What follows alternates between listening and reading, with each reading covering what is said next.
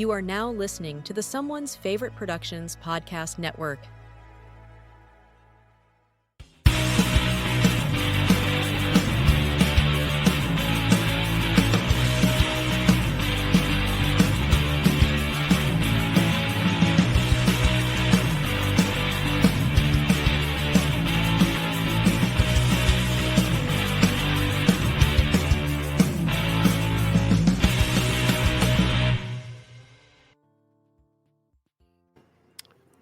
Welcome to the first Thursday in December. Welcome back to Reconnected. Will's in his cute little sweater. Look at you, ready for holiday stuff. How we doing, sir? Happy winter holidays. Happy winter holidays, indeed. It's freaking cold already. Well, don't worry. Climate change will take care of that soon enough. Oh, yeah, very, very soon. It's been a tumultuous month since the last time you were on. I hope all has been well. How was Thanksgiving for the family?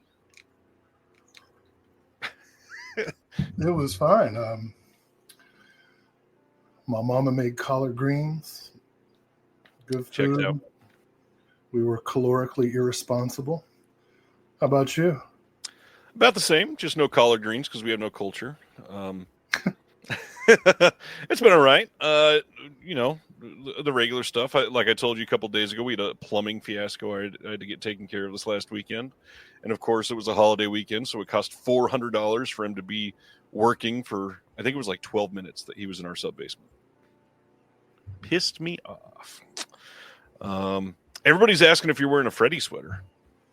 It is a Freddy sweater. Doubles as a Christmas sweater because the Freddy sweater is a Christmas sweater.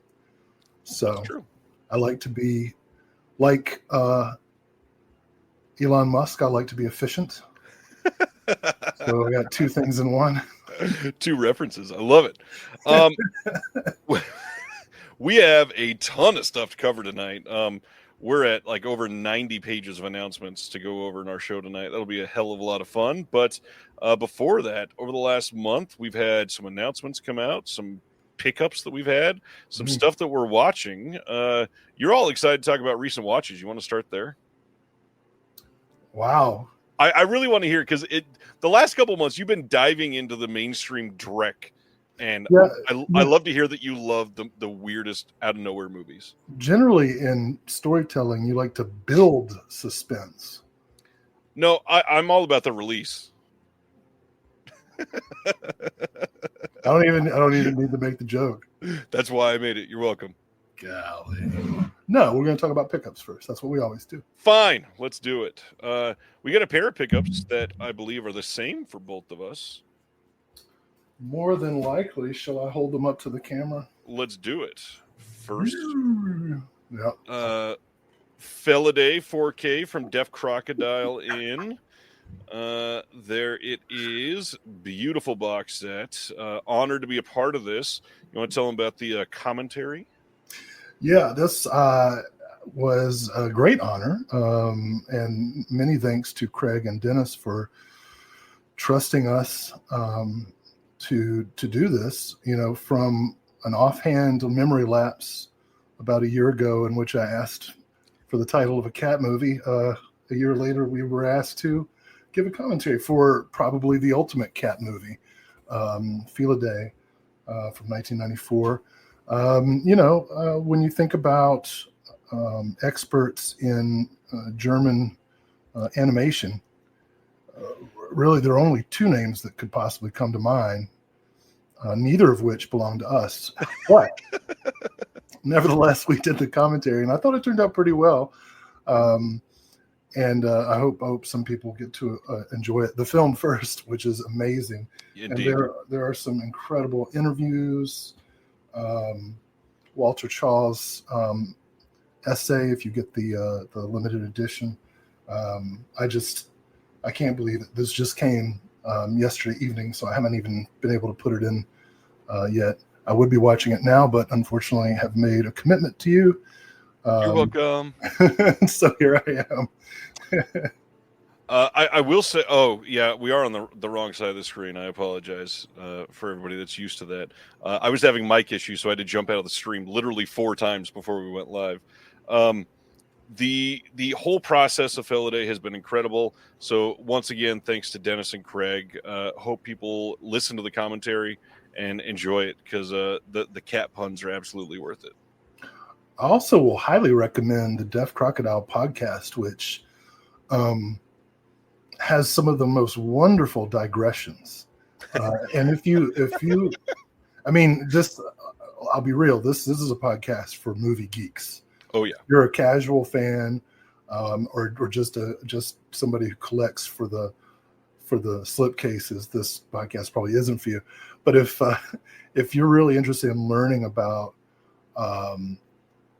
what goes into archiving, what goes into restoration, what goes into tracking down licensing rights, you couldn't get a better and more entertaining education. So highly recommend that podcast, which I have not been on yet. Once again, you said that earlier this week. Literally not true. You filmed me clandestinely in the dark for a 3-minute add-on sequence. I was like the mid-credit sequence in a superhero movie. All the bridesmaids, never the bride. Let's go to the other one, which is The Golden Fern, the next Deaf Crocodile title. And the perfect example of a film from them that you've probably never heard of, that will be beautiful the moment you pop it in, but also the fact that all of their art is always just astonishing. Really, really great art. Beth Morris does most of the inner arts on the standard editions. This is a great movie. A lot of great bonus features. Again, highly recommend picking both of these up. They should be shipping here pretty soon to you. And again, we're going to be talking about subscribing to Deaf Crocodile tonight. But I would say for me, and not just because they're in the chat right now, but one of the safest bets to subscribe to, because I don't think there's been a release yet that I've been even remotely disappointed having watched one of the movies, which I don't think I could say that about any other label to this point. Other pickups? Let's see. Did I show this last month? From Kino, Edgar G. Ulmer's Nice. Bluebeard. Pretty excited about that one. Everybody's newest favorite auteur, Sidney J. Fury. I picked up the Ipcris file. Nice. Everybody's been getting on my ass about this, so I'm finally going to watch Fury. What's it called? Furiosa. Funny enough, I just got that in today. It's out in the mailbox. I haven't put on shoes yet today, so I haven't gone and done it. Very pleased about the Blu-ray upgrade to Cat Ballou, Lee Marvin's Oscar performance. That's from Sony Direct, right? That did that one. Yeah, from Warner Archives, one of my very favorite Fred Zinnemann movies, Act of Violence. It was a great noir. Let's see. And of course, there was a Criterion sale, I heard. Love Karen Kusama. Finally got Girl Fight. Nice. I'm sure everybody picked up Paper Moon.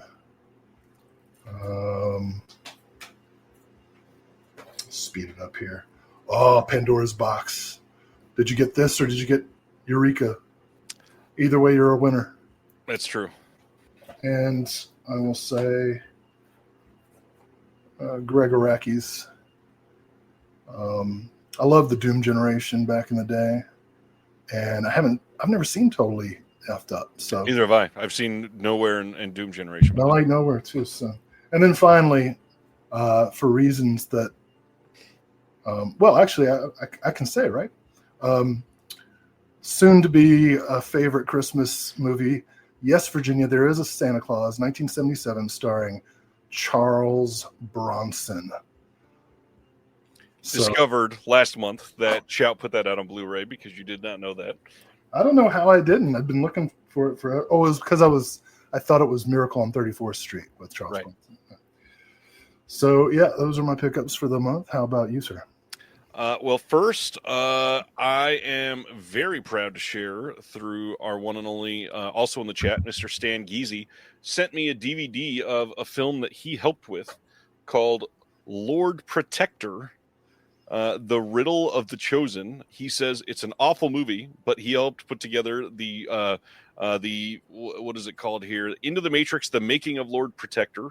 And he was on a set for some of this, so I need to watch that. I brought that down. I wasn't going to share it until I watched that one, but I figured I should share it because I was very adamant with Stan about a month and a half ago that I was not going to buy this. And I can still say fully honestly, I did not buy this, but I did trade for it because I had a box set that somebody else wanted. This was the only thing that they had that I was partially interested in. I got in the Caligula Deluxe set from Umbrella. Nice. And this thing is so freaking big. For a film that I am not even like super interested in, this is such overkill. I am astonished that it weighs almost as much as one of my children. Yeah. Did you pick up any of the newest releases of Caligula? No. I have the what is it? I've got the Imperial Edition. All Tinto Brass movies are always within reach. Always within reach. This, by the way, is an entire row of Tinto Brass and other Cult Epics releases. And I'm interested in seeing that, but not interested in paying for it. So. Neither was I, which is why I did not. And I'm so glad that I was able to trade for it and didn't have to put down any money at all. Matthew wants to know which Caligula version is the most explicit, asking for a friend. I believe that's just the regular theatrical. Yeah, the Bob Guccione cut. Right, the original theatrical. Then the last thing that I'm going to share, because I think you and I both already talked about this offline, but did not do much Black Friday shopping, but I had like a small amount of money for my discs for the month and got in this set, which, as you can see, have not even torn the plastic off yet because it just got here. But I can't even share this on the screen properly because it's so big. The Frank Capra version, and this thing, I'm going to move the mic back, is such a unique shape. It's got a little chin so that it pops off of your shelf in a unique way so that you can pull everything out of the front and it's like presented to you. And I just wanted to point out again how Sony is literally the only studio that I feel like genuinely cares about physical media for their films at this point. Warner Brothers is a continuous letdown. Universal will put out a Blu-ray with no special features and then 8 months later do a 4K with no special features again. MGM, pretty much nothing. Everything else is rough. We are in a barren wasteland just waiting between Sony releases, it feels like. Well, on the boutiques. I'm just talking about studio stuff. I mean, you should be able to count on them for something. When? I mean, I just don't care about that stuff. I mean, you have a Sony release in your pickups tonight too. That's what I mean. What? Capaloo. Oh, yeah, it's got nothing new on it. Of course not, because that movie's not a part of one of these bonus releases that they're doing. But no other, like, Warner Brothers isn't putting out single releases like that of their older titles that they have. Yeah, and Disney's a completely different animal altogether. Yeah, as far as studio stuff goes, I get stuff when it comes out, but like, if it was made in this century, I probably don't care to own it. Right. Not because of prejudice, because of objective fact. They suck.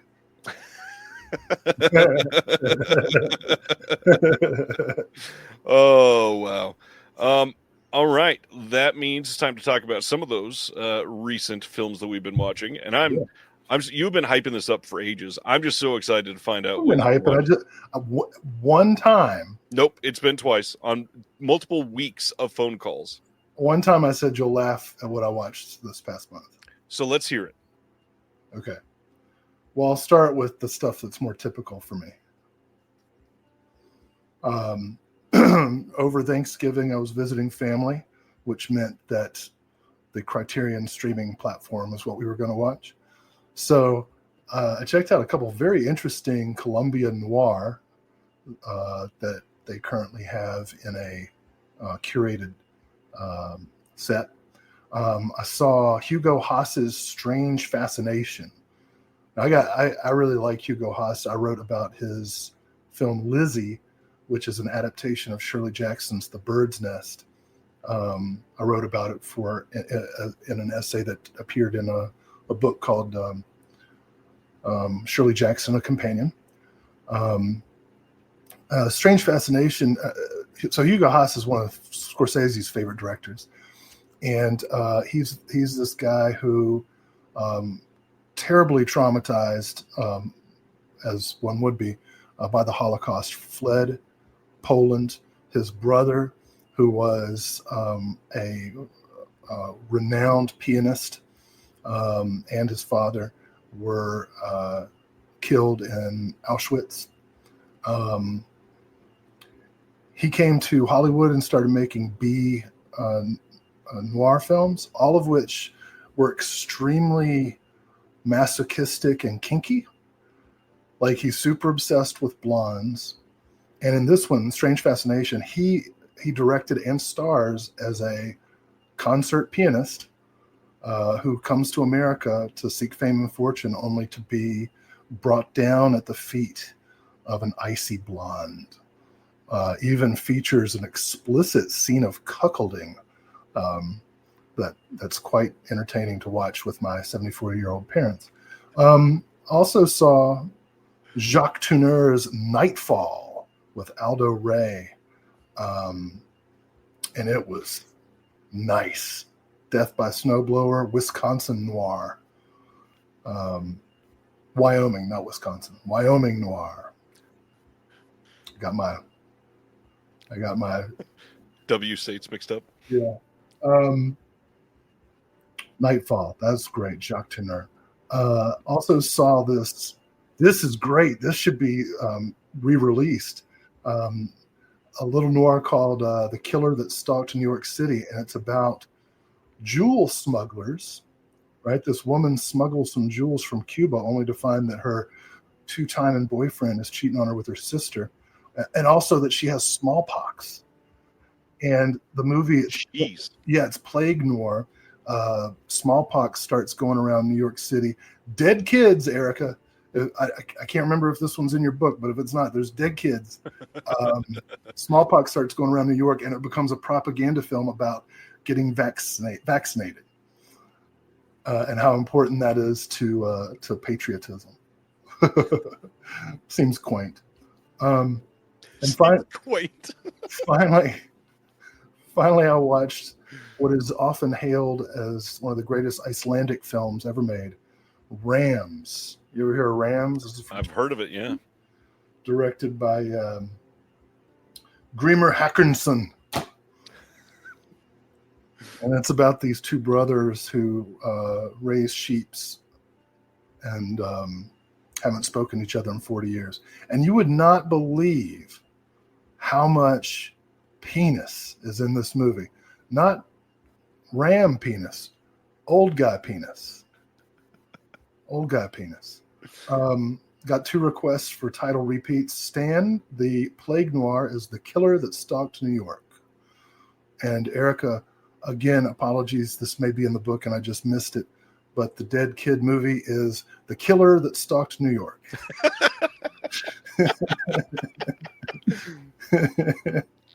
All right, so now I'm going to tell you the things that you're going to laugh about. I don't know about you, but I got a little depressed at the beginning of the month.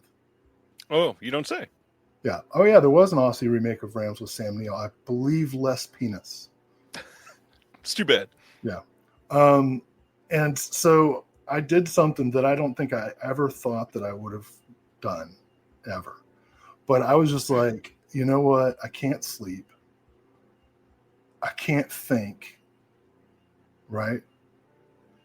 Can't speak, can't talk, can't do anything I want, right? Danzig. So I decided to watch the entire DC universe film series. I'd seen some of them. This is what I watched this month. Man of Steel. Whoa.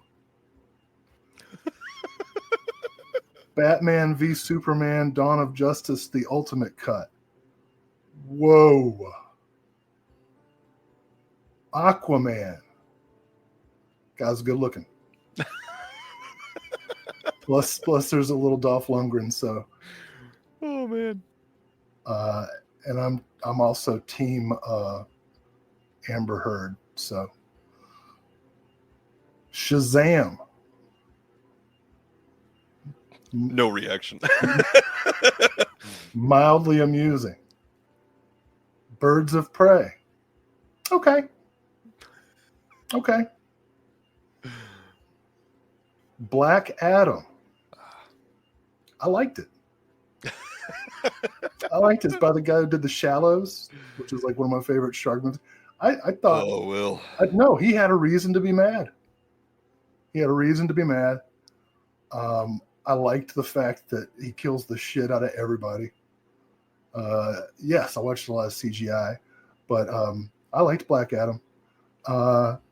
Shazam 2. Not quite as amusing. Just like regular kids, once they get to adolescence, they're not as fun to be around. And okay, here it comes. Suicide Squad. Oh no, I'd already seen those two. Okay. I'd already seen the Wonder Woman as well, and the Snyder cut of Justice League. It's pretty comprehensive, but I kind of liked the Flash. I can't believe it. I don't even like that character, but I watched the Flash last night, and I laughed at the funny parts. And were they the parts that were meant to be funny? Yeah, I think so. I intensely enjoyed the nearly baker's dozen of dead CGI babies.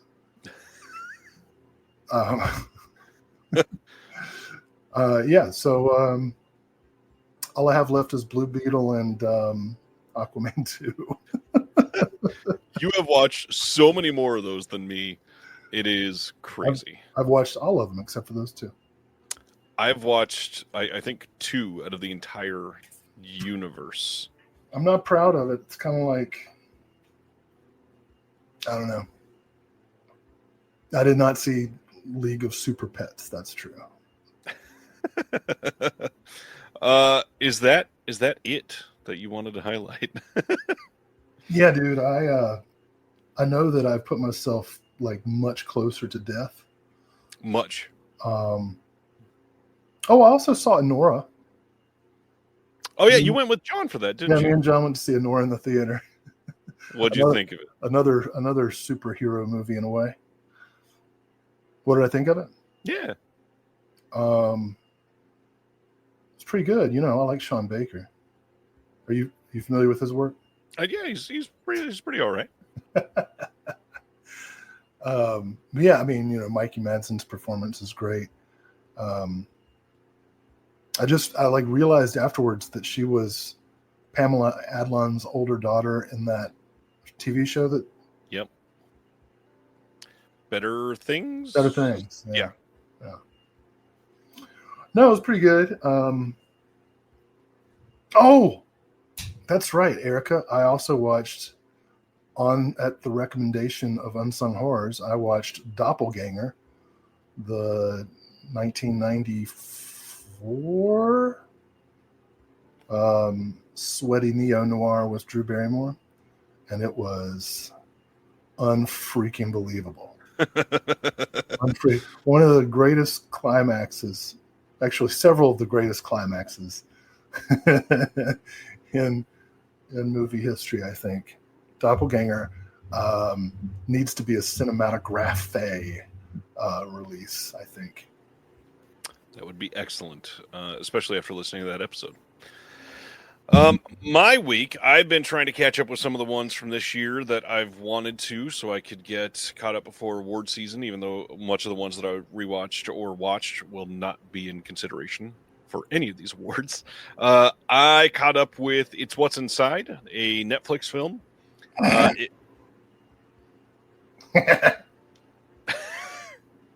Okay. What's that about? It's What's Inside is about a group of friends that are preparing for a wedding. And one of them is like a tech bro that went and worked for some Silicon Valley company. And for the last like 6 years, they've been working on some prototype.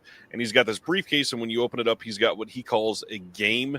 And it's like when we all used to play Mafia or Werewolf. And his is different because you hook up these wires to parts of your head. And it takes your consciousness and puts it in one of your friends' bodies. And the game is you have to figure out who's in whose body. And it gets super existential because of that. I will say the movie is not excellent. It gets a little messy, as you can guess from a plot like that, but extremely well shot. And they do a lot of really cool things to keep you in mind of who you're watching. Are you trying to get in my body? Do you feel me inside you? Not at this moment. Next time, maybe. Fun movie, though, and I think most people would enjoy how it was shot more so than the plot itself. Watched Will and Harper. Have you seen? I feel like this is one that you might have caught up with this year. Did you watch Will and Harper? It's a documentary about Will Ferrell and his friend that worked with him, that came out as trans during the pandemic, and to get used to being in all of their old haunts and the things that they enjoy more than anything, they go on a cross-country road trip. And it's really excellent, like very well made, very well balanced documentary considering how they shot it.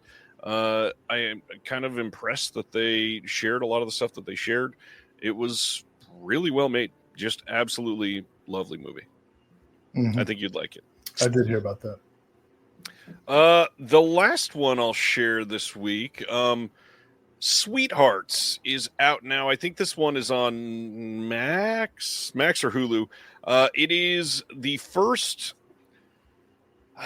It's like the first raunchy rom-com that I've seen in a while, in years. That is well done. Again, very happy that.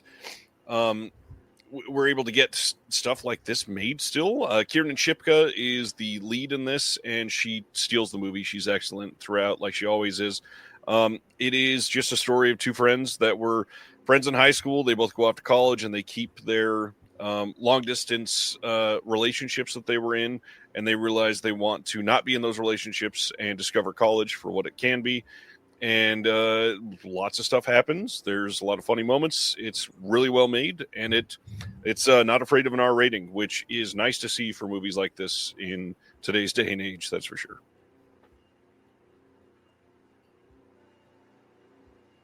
All right. There were some good raunchy romantic comedies back in the early 2000s. I like that one, The Sweetest Thing.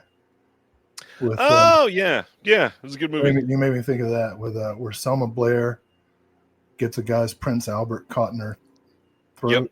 Yep. It's a good movie. That another one that's never had a Blu-ray, I don't think. Christina Applegate and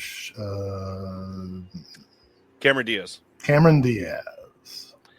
Yes, movie Palace of Blood. We will absolutely be covering Will's top holiday films. Is that the end? He's got a stack ready. Do you want to cover those now? I think we should make people sit through the entirety of the announcements. It's just like waiting for Santa. Okay. I just didn't want you to lose steam. I know it's going to be a long night. I lost steam before the camera went on. I've been up since 6 a.m. It is now 10 p.m. Yep. So I don't get to live in Central Time. I'm 1 hour behind, and I was up earlier than you. Exactly. Anyways, that is recent pickups and recent watches. Anything else you want to talk about going on? We finished up some visual essays that will be coming out early 2025 that I'm really proud of. Is this true? I just read a new booklet essay written by, can I say this? Written by Erica Schultz. That's fucking great. And I'm really looking forward to the release as an entire package. But this essay, choice. It's very funny, very informative, very sharp. Not like sharp, like you can cut yourself on it. Yeah, those Californians, they think they're going to live forever. just because time's turned backwards. I want to point out, Matthew says, this is the only channel where a guy wearing a Freddy sweater sitting in front of a Herschel Gordon Lewis box set discussing a Prince Albert fellatio mishap in film will also discuss Sonora. And Black Adam. I was about to say, and Black Adam and a Plague Noir film. Oh my gosh, it was so good. And you know what the best part is? It was only 75 minutes long. That is incredible. Or maybe 82. I mean, either way, that's kind of perfect. I think Nightfall was 75 minutes. I'm a big fan of short movies, said the guy who just watched 11 DC movies. And the longer version of one of them. Oh my God. Hey, I don't want to pile on or anything, but listen, Zack Snyder is not a good storyteller. He's just not. Is that, I mean, that's not shocking, I don't think. I mean,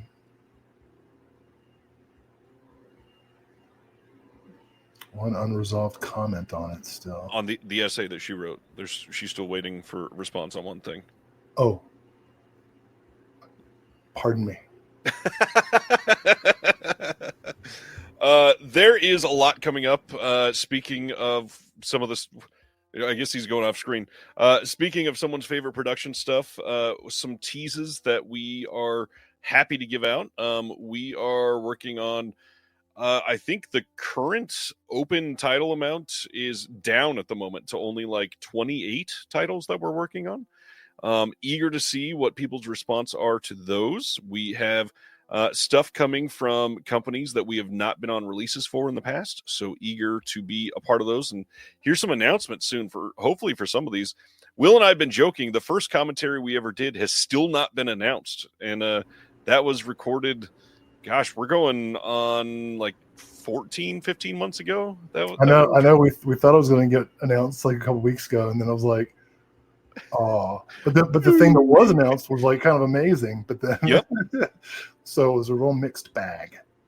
It is. I'm gonna have to check in on that very soon. When you all do finally find out the title that started our partnership, you'll be like, oh yeah. That's so true. That is like the biggest hit that you could have given right now too. Oh man. Craig just realized that he needs to pick a winner for the last newsletter offer. He's going to go do that. That's exciting. Somebody's about to win $50. I believe it's probably time to get into the announcements. Anything else for someone's favorite that you want to hype up or shout out? Or big things coming in 2025. We are branching out. I can start to reveal some of that. Some of the ways that we're helping some of these companies are going to be different in 2025. We are eager to see that flourish, and I am excited. We're branching out. Branching out. Are we ready? I am Groot. Wrong universe. Let's go to our announcements. Starting this week with a certified incredible title. Oh. Alice, Sweet Alice, coming to 4K on February 11th in the U.S. from Arrow Video. They're also going to be releasing this Arrow site exclusive original poster art. But the extras on this one, we've got a new audio commentary with Richard Harlan Smith, and we've got an archival commentary with the co-writer and director Alfred Soule and the editor M. Edward Salier. New interview with the composer on this, Stephen Lawrence. It's Solier? I think so. I thought it was Soule. No, not the two different names there, sir. Alfred Soule and then editor M. Edward Salier. No, I wasn't mistaken. I thought it was Soul. Okay. That was weird. You're weird. I just talked about another. I just talked about another Alfred Soul movie for a podcast that's going to be coming out at some point. This was his first movie. I talked about his second movie. I don't even know what that is. I'm excited now. It is going to be on my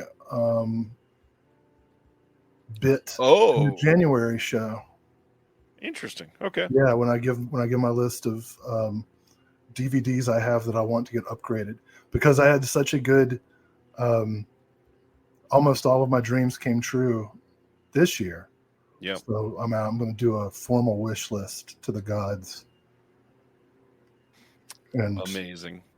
And an Alfred Soul movie is on it. Perfect. How do you feel about Alice, Sweet Alice? It's pretty good. Just pretty good. I love this movie. Yeah, I mean, it's the movie he's best known for. That is a long comment, Michael. I might come back to it in just a second. That was from Audrey Rose, right? I believe so.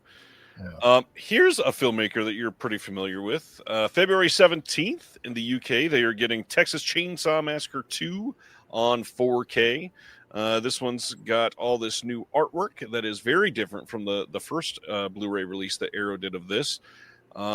All of the extras on that first disc are archival, I believe. And then we got a new visual essay by someone you're familiar with, Scout Tafoya, says, "Are we not both the living dead?" A new visual essay by Miranda Corcoran. I believe everything else on here was archival.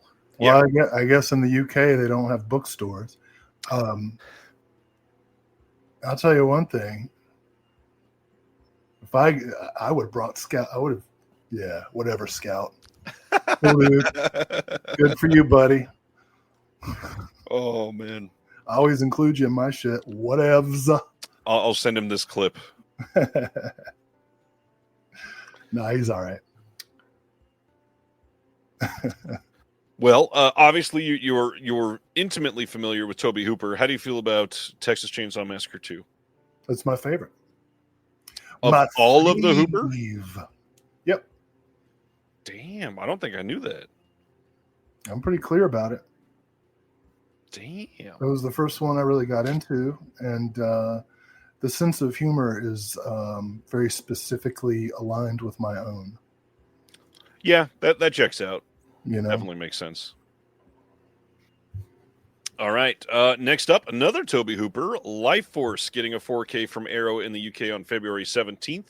Now, the biggest deal here is Disc 1 is the international cut on 4K, which did not get a 4K disc on the Scream Factory release here in the States. Only the theatrical cut was 4K. So this one has got a commentary with Douglas Smith, moderated by the one and only Howard S. Berger, which it was Howard's birthday just yesterday, I believe. Happy birthday, Howard. Then we've got commentary with the makeup effects artist Nick Maley, moderated by Michael Felsher.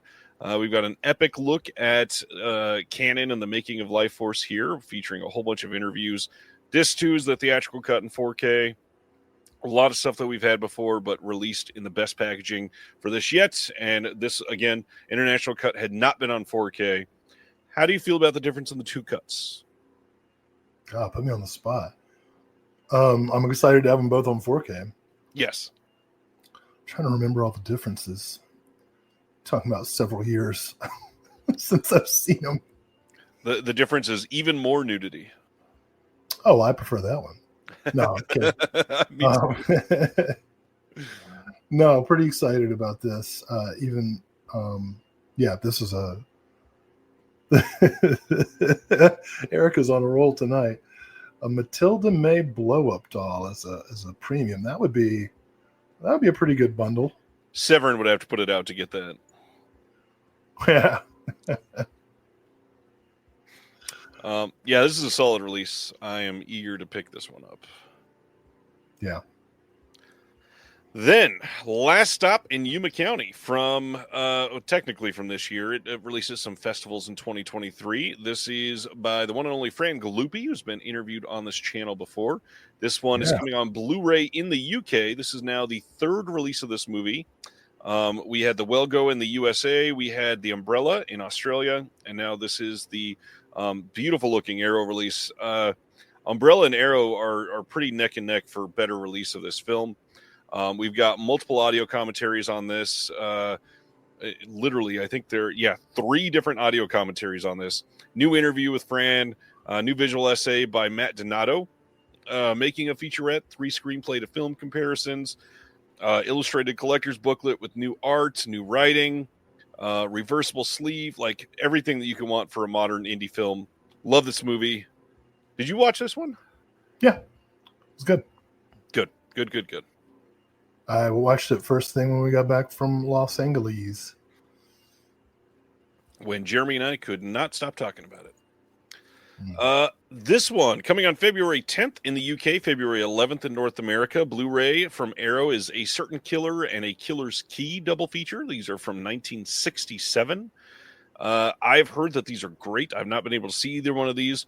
We've got Tony Raines doing an audio commentary on both films, a new 30-minute introduction to the films by Mark Roberts, a reversible sleeve, and then an illustrated collector's booklet with new writing by Jasper Sharp and Earl Jackson. Nice. This is going to be a really great release. Yeah. Oh my God, we got so many Hong Kong movies this week. So many to talk about. Yeah. We have not, Michael. We'll be mentioning that momentarily for sure. The Umbrella one didn't have any new features. What do you mean new features? It's the first releases of the film. They're all new features, Chris. Let's go to our next announcement. The final one from Arrow. February 24th in the UK, February 25th in North America, a 4K release of William Friedkin's Cruising, starring Al Pacino. Amazing movie. This has a 120-page perfect bound collector's book with articles from the Village Voice and the New York Times, essays from the film's extras cast, an introduction from Friedkin himself, and then an archival interview with Al Pacino. We've got 2 archival commentaries and a new commentary featuring original musicians involved with the soundtrack. New interview with Karen Allen. We got a new interview with the actor, film consultant, former police detective Randy Jurgensen. Then a bunch of archival interviews, a new visual essay surrounding the Hanky Codes featuring the actor and writer David McGillivray, and then a short film by Jim Hubbard. There's a lot on here that I couldn't even list because there were so many features. This is pretty damn great. You were just getting warmed up. Literally, yeah. Yeah. And now I'm waiting for you to step in. Pacino says that there's nothing after death, so I think we should all cruise as much as possible while we can. Cruise while ye may. Damn good movie if you've never seen it, and this will absolutely look great in 4K. So I grew up in southwestern Virginia, right near the West Virginia state line. Very rural area with attitudes that one would stereotypically associate with such an area. And in the early days of the internet, late 1990s, I stumbled upon a website, I won't say how, that gave a map of all of the cruisy areas of Bluefield, West Virginia, which included one bathroom, not all of the bathrooms, but one bathroom in the local super Walmart. And to this day, I regret not making a successful connection in said bathroom, but I did go to it to see what sights I might see or sounds. I don't even know how to respond to that, but just thank you. So, Well, I thought that was, I mean, that's a survival tactic. You're in an area that forces certain people into isolation, and it's a really sad and horrible thing because as I mentioned before, Al Pacino confirmed there's no life after death. And to spend your life forced in isolation by what? A bunch of fucking assholes being hateful? Yep. So to have that kind of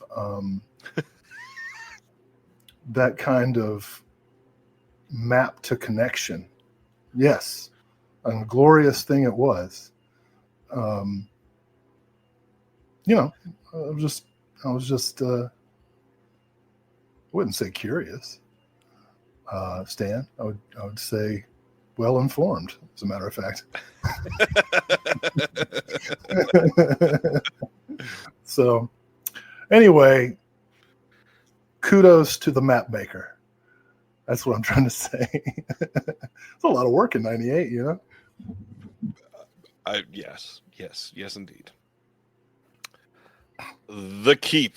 Let's talk about some Vinegar Syndrome titles. So last Thursday, during the show, we had the reveal of the Vinegar Syndrome stuff. And the big thing, I always add these afterwards because there's people, obviously, that are not watching live that didn't get to see them, that will see these on social media. But also, I get Will's take the following Thursday because you don't get to be part of the show. I thought we weren't going to have to talk about them. We're going to have to talk about them. You already talked about them. You talked about with Jeremy and Celeste. But we did not get to talk about it with you, not to mention we haven't covered the fact that this sold more than 15,000 copies in 39 hours. That's insanity. The first season of Family Guy sold 4.5 million copies. It did. And it's a different time. I know. It's a sad thing, isn't it? It really is. But I will say, it is a huge deal that a boutique company could sell 15,000 copies of any title in 2024 in 39 hours. Yeah. That's almost Oppenheimer numbers from just last year. Oppenheimer in the first week sold 50,000 copies. Ugh. To a bunch of disappointed people, I'm sure. I'm excited about. I'm really excited to see what this movie's supposed to look like. Right. I've only ever seen it on a pretty. Let's see. I saw it on VHS, and Criterion had it streaming last year, or maybe the year before last, but it still wasn't like. It was just the DVD scan, yeah. So, pretty stoked about this. I mean, it hasn't changed my life. You know, I know some people say it's the greatest film like in history. I'm prepared to accept that if upon third viewing, if that's the case. You know, Michael Mann's pretty good. I don't have any bad things to say. This release looks amazing. So I feel like I'm being disappointing. You're like, we can't wait. We got to hear what Will is. I don't have anything to say about it. It's great. It's coming out. That is enough. People are here because they love you, Will. That is not true. They're here because they have a habitual dependence on you. And I mean, that's a part of it, sure. But I think that's good. That's important. It's a community. Looking for Mr. Good Bar and The Keep back to back. I mean, talk about some. And Cannibal. Don't forget that one. Well, yeah, but I'm not going to put Cannibal the Musical in the same category as. Honestly, it was about that category for people that were after those that were never on like proper HD physical media, and now to do all three of those in one slate is kind of amazing. Well, technically, Cannibal's de Gaussier. Yes, but still released by Vinegar Syndrome. Yeah, I ordered it. I'm pretty stoked. I'm spadoinkle. You read books. Everybody's been talking about The Keep. Have you ever read the book that The Keep is based on? Nope. Heard it's pretty great. All right. Right along. I'll put it on the list. The other secret title that we revealed is Sliver. This is the 1993 erotic thriller. Is this one that you have seen before, sir? I never saw this, and I thought that UB40 song was so shitty. And like an entire year of 1990, whatever, 3. When did this come out? Yeah, 93. Couldn't escape that damn song.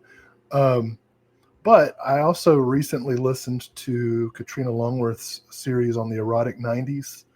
You must remember this. I think I talked about that last time. And so the episode on Sharon Stone, Basic Instinct, Sliver, definitely got me intrigued to see it. Easily top 5 Baldwin brother. So, Are you going to watch Rust, the one that Alec Baldwin killed somebody on? wow.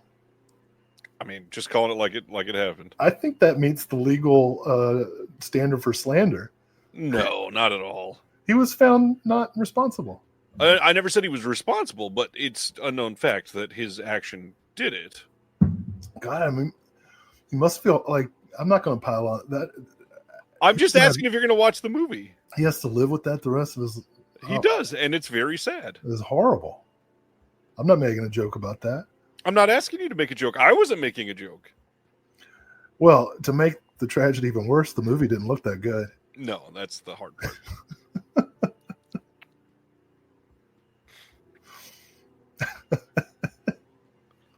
It's like, it's like, go ahead. No. Thomas says the Keep situation is crazy, and then for Vinegar Syndrome to suddenly have stock again after the imprint announcement is wild and without question an obvious money grab. I'm sorry, but I don't agree with that. I mean, they paid to get stuff printed. They just didn't know how many to have on hand, and they put in a second order. That's not. I mean, first off, they're a company. They're supposed to sell stuff. So yeah, it's not really a money grab. It's selling. Why would they not allow more copies to be sold? It wasn't out of print. It's just restocking. They did the same for another title that went out that ran out during the sale as well. It's all a money grab, my friend. Like the late Frederick Jameson said, it's easier to imagine the end of the world than to imagine the end of capitalism. This is true. All right, so that was Sliver. Next one is Women on the Run, which is one that Vinegar Syndrome themselves accidentally leaked by posting a picture of the pallet arriving to the warehouse before the sale. That's funny phrasing. They leaked Women on the Run. They did leak Women on the Run, that's for sure. Speaking of capitalism, I'll tell you what.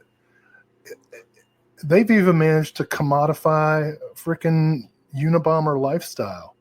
The cabin porn they do now, which is not the cabin porn you and I are used to. It's like they're fetishizing living out in the woods and being a carpenter and shit. But the only people who can do that are the people who have the means to purchase raw materials and it's like this bougie version of primitive lifestyle. It's horrible. But the thing about Women on the Run, which I watched the trailer to this and it looks fantastic, and what a set of special features. Essay by Erica Schultz, video essay by Sam Deegan. Look at all the commentaries and the interviews. The movie itself looks fantastic. I can't wait to watch this. I'm just going to spend money on it, and I'm going to watch it in my rental that has electricity and internet and a flat screen TV, and I'm not going to pretend like I live out in the woods like Henry David Thoreau, who, by the way, took his laundry every month to his mom, and Ralph Waldo Emerson paid for the cabin. So this fucking bullshit. Talk about cash grabs. The cabin porn. That's the real villain here. All right. So this is Women on the Run, the Cat 3 film from 1993. This is directed by David Lai and Corey Yone. This is going to include a commentary with Travis Woods. This is going to be great, of course. Interview with David Lai, conversation with the producer Shan Tam and the production manager Michael Parker. As Will said, a visual essay by Sam Deegan, a 16-page booklet with an essay by the one and only Erica Schultz, and cannot wait to get this in. The only thing about this movie that's a lie is producer, co-creator David Lai. This is an authentic film. That's what I'm trying to say. Is that what you're trying to say? Down with rustic lifestyle posers. Roddy says finally someone puts Thoreau on blast. Yeah. Yeah. Oh man. All right. It's easy to take a stand when you're being bankrolled. Okay. So that is the VSA that came out during the sale. The VSL is Neither the Sea Nor the Sand from 1972. Will, is this one you had even heard of before this? Sounds like a Henry David Thoreau journal.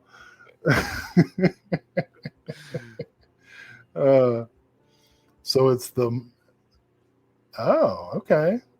So it's like a British monkey paw. In a way. Near the ocean. This one has a commentary with Jonathan Rigby, Kevin Lyons on it. Interview with the producer, Peter Fetterman. Interview with the actress, Susan Hampshire. We've got a couple other interviews on here as well. This one sounded really great. I had never heard of it before the interview I did, but before the sale, and eager to see this one for sure. Yeah, just like Dallas said, love the cover on the slipcover. And going. Jonathan Rigby picks up all the rice in the church or whatever. I love that you did that as Sibner was commenting it. Oh, that's funny. It's like we have the same brain. Who Killed Teddy Bear from 1965 is the next cinematograph title. Nice. Sal Mineo joint. Love the art on this one, too. This is great looking cinematograph release. Rubber. I like it. We got a new audio commentary with Elizabeth Purcell and KJ Shepard on this, visualized by Chris O'Neill. Oh, cool. Featurette on the New York City locations of Who Killed Teddy Bear, and the new text essays by John Charles and Kyle Turner. Once again, a winning-looking set. And yes, that is Tony Stella art on there, Craig. Nice. This looks excellent. Yeah, it's a terrible time to be broke and precariously employed. Isn't it, though? Ugh. Hey, I've heard of this movie. Deaf Crocodile's Felidae. This is their second 4K UHD title. This is from 1994. Can be pre-ordered now from Diabolic, directly from Deaf Crocodile, from Orbit, Atomic, pretty much everywhere else that you get your physical media.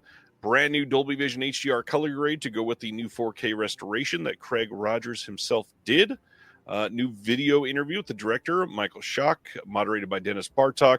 New video interview with the key animation team. New video interview with the layout designer. New commentary by Dr. Will Dodson and myself. In case you're wondering how much we talk about the cat sex. It is not it's a non-zero number. Quite a bit. Quite a bit. Oh, yes. This one also has an 80-page illustrated book with a new essay by Jennifer Lynn Barker and by Walt Cha. Again, excellent looking release. This thing is beautiful. Highly, highly, highly recommended. Mm. The other one is the one that we talked about right before we went into the announcements, The Golden Fern from 1963. Another great release. Astonishing artwork again. Hard to overlook that. We've got 3 rare early shorts from the director on this one as well. We've got a video interview with the filmmaker's son, new commentary with Peter Hames and Czech film expert Irina Kovarova, visual essay by Evan Chester, and then this reversible cover art by Beth Morris, plus a 60-page book with an introduction by Alexander Payne. The director of The Holdovers wrote an intro for this. New essay by Peter Hames and Walt Shaw, and then Memories of the Cinematographer Biedrich Botka by the writer William Robertson. Excellent package for this. Payne was a student of Yuri Weiss, right? I think so. Yeah. Excellent film, though. Rightfully, well, I shouldn't say rightfully. Understandably getting overlooked because Felidae is a huge deal for animation nerds and people that have wanted it for years. check out the golden fern. Don't overlook this one. Absolutely needs to be a part of your shelf. I'm a nerd for foliage. Especially metal tinted foliage. I'm a foliage freak. Do you have a foliage fetish? Never mind. Yeah. And ferns are my favorite. I get freaky with the ferns. Hey. All right. Hey, don't get me in no Fern Gully. I'll tell you that. Over at Diabolic right now, you can order 3 reprinted slips of their back catalog titles, Kinzatza. You can get The Mysterious Castle in the Carpathians, or Prague Nights. These all currently come with a slipcover, and the title with the slipcover is cheaper than the title without the slipcover. These are all only $20 a piece, and they only made 300 of each. If you want one of these new versions, which includes the newer Scanovo type of case that they've been doing, you should check it out because these look excellent. Ooh, that's tempting. I have copies of all 3, but they're slipless.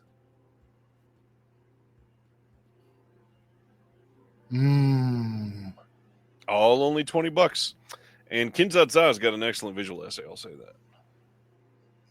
that. It does, yes. Some more stuff revealed by Vinegar Syndrome. They did the Beastmaster as one of their Degausser VHS light-up things that they're doing. No. To quote a nearly great stateswoman, we're not going back. Well, if that's not tempting, what about Fade to Black?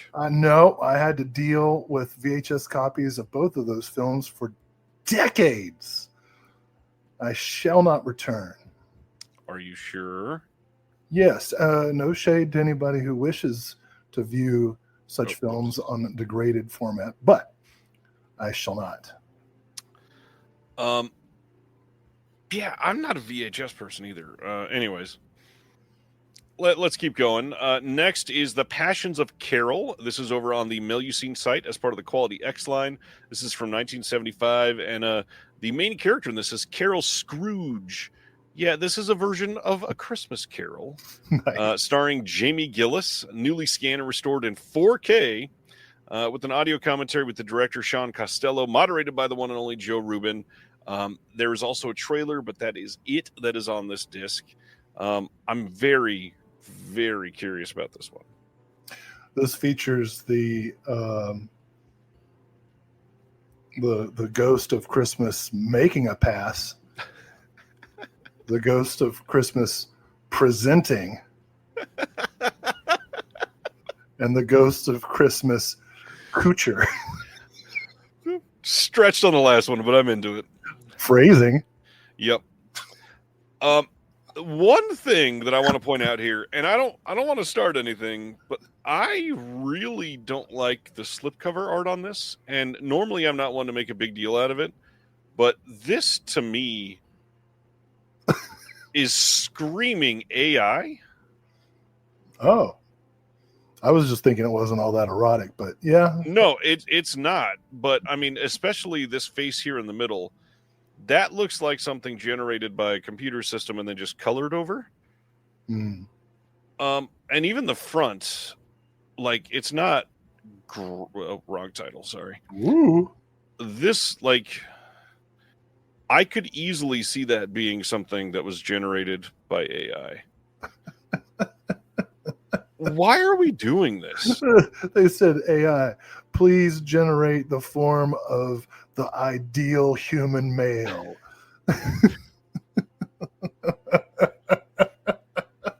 Extra on the chops, please. They're like, oh, that must be Fezzik with hair. Wait, Fezzik is Andre the Giant, isn't it? Yes. Shit. No, the Never Cheat Death with a Sicilian, or never. What? Never go up against a Sicilian when death is on the line. That guy. That's what he looks like. Again, I don't necessarily want to claim this is AI because I don't know that's the case. Just ignoring me. I completely am. However, it feels like there's some fuckery here. I mean, you know what would be funny is if the artist who hand drew that is watching right now and just like crying, Like, they think my art is AI. Anyways, that's the Passions of Carol. It was like he was about to show his mom, like, guess what? I finally made it. I'm doing slipcovers for classic porno. And mom is like, that just looks like a computer, son. You're a failure. Art school was a joke. You're a joke. The next Quality X title is Alexandra from 1983. Here is this one. Clearly not AI, but also just stills from the film. Robert Freeman is the director of this one. We've got a new video interview with the screenwriter Don Walters of Variety Films and an archival image gallery. And that's Melusine for this month. There was a long time ago, Synapse put out a 42nd Street Forever, and it was like a collection of adult film trailers, and this was one of them that I remember seeing, and the trailer for it was choice. I can't quote anything from it, but I remember a bunch. From the trailer, I'm interested in actually seeing this movie. Actually, I'm interested in A Pornographic Christmas Carol too, regardless of the quality of the slipcover. Ronnie says, question, is Alexandra single? She's not single, but she is available. Alexandra. And she is, well, that was going to be phrasing. Never mind. I'll skip that.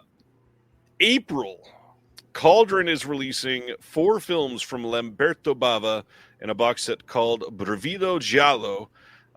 This is going to include a 4-film horror giallo series directed by Lamberto Bava. Each film in this set is a standalone, fully featured production that was completed between 87 and 89.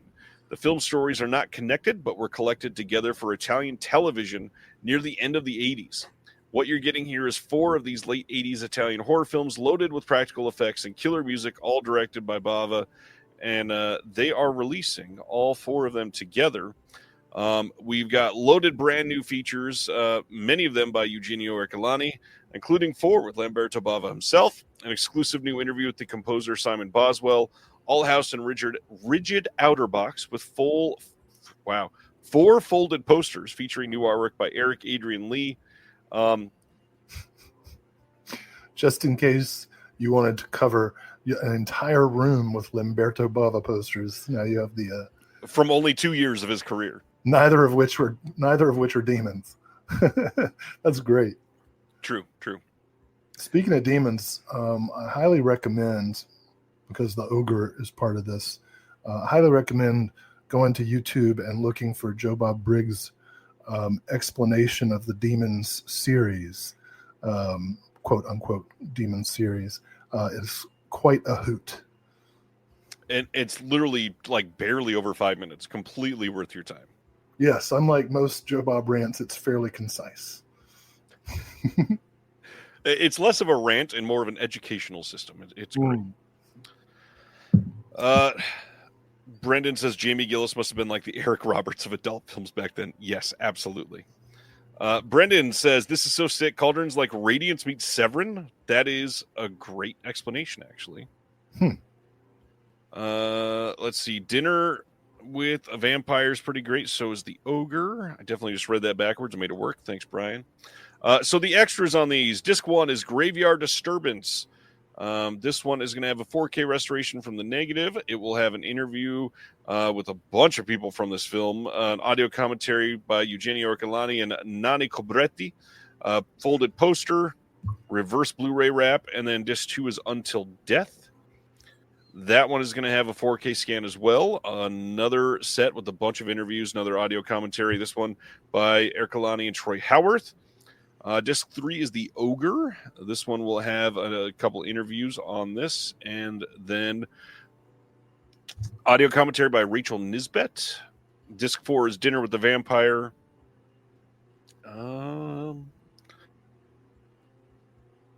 This one, we got a bunch of interviews, audio commentary with Ercolani, Nathaniel Thompson, and Troy Howarth. And you can pre-order that now. But again, not shipping until April. They've also got a bonus disc. Disc 5 will be a CD. The original soundtrack compilation by Simon Boswell in the limited edition only. It will be limited to 2,500 copies. Man, I really want this, but I also had a crushing realization. Uh-oh. Like if tomorrow I started watching 2 movies a day out of my collection and watched 2 movies every day without repeats, it would take me 14 years to watch all my movies. That is much better than I expected. That's 2 a day. Right, but that's still much better than I expected, like 40 years. Yeah, but I mean, I've got Showa. Yep. So I'm not going to be able to do 2 every day. I get it. Totally get it. Do I have room for these 4? That's another extra 2 days.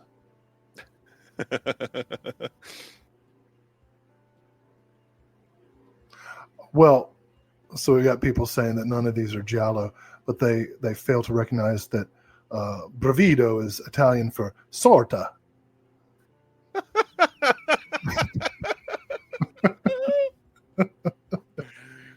That was the best line of the night so far. Just a little bit.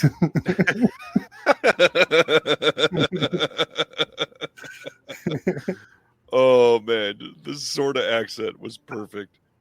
We get a comment. Gaming TV says Arrow box sets are typically 60 to 70. Cauldron box sets 90 to 100. Yeah. Cauldron box sets are more expensive. I will point out, Arrow is a much larger company owned by a corporation, and their costs are going to be much lower for a lot of this. So it business does make sense. Small business is worth supporting sometimes. The government don't do it. And Dallas says some people are mad they don't have the Italian audio tracks on their DVDs. I hate to say it, but I mean, quite often things just are not available, either for restoration due to sound elements or just the rights. You can't get the rights to everything. It's not like that. Some people just won't allow themselves to be happy. Yeah, I wasn't going to go there, but yeah, that's absolutely a big part of that. I mean, there's always something missing. It's true. Absolutely true. Ronnie says, according to Letterboxd, I've watched 91% of my collection. Excellent. Nice. Matthew says, according to Letterboxd, I'm a shut-in loser. Once I log all these DC movies, it'll say the same for me. Now I'm going to start watching all the fucking DC cartoons on Max. Next month will be, I watched the DC League of Super Pets. Let's discuss. Right. The entirety of Teen Titans. Live action show. Aaron says Will knows Bravito bit of Italian. Mid dispatch. Oh man. Hey, during the sale this last week, I put up an interview with Joe Rubin and Oscar from Vinegar Syndrome. Primarily was for Joe, but Oscar was there for moral support for Joe. Hope people check it out. He doesn't do many interviews. No, he was hard to get on the show. It took a lot of hand-holding, and I'm glad that we could get it done. Looks like he's hard to get into the sun. Probably. Which I can say the same for myself. Anyways, check out the interview. Hope you enjoy it. Not too many archivists with tans. Hey, you want to know a funny tannin bed story? Sure. So when I lived in Kentucky, there was this video store I would frequent. And for some reason, in the early 2000s, video stores almost always had tannin beds as well. Side hustle or whatever. This particular video store I thought was pretty brazen because it put its special porno room right next to the checkout. So if you were going to go browse the big boxes for adult titles, you had to do so like in full view of the checkout clerk. And it wasn't like a beaded doorway. You had to open a door, which was loud, definitely in need of lubricant. Open the door, go in, close it behind you, then open it back up, bring out your little tags to indicate which sinful titles you had selected based on the dirty pictures on the covers. And then the clerk would get them for you while families milled about. And where I lived was one of the poorest counties in the nation. And I'm up renting a movie. In fact, I think I had a complaint because I had rented Fanny and Alexander, and it had only given me cassette 2. It was just the Alexander part. It was missing like the whole first 2 hours, and I was like, "Do you have the rest of it?" And they're like, "We only have what we have." And I was like, "Well, I guess it's kind of amazing you have half of Fanny and Alexander." But anyway, speaking of Fanny, I'm up there at the clerk, and these 2 guys walk up with their hats with like duck hunting slogans and Confederate flags, and their back of their blue jeans worn in a circular shape where their snuff cans were kept, and they both had lotion bottles in their hands, and they were standing right next to the door to the pornography room.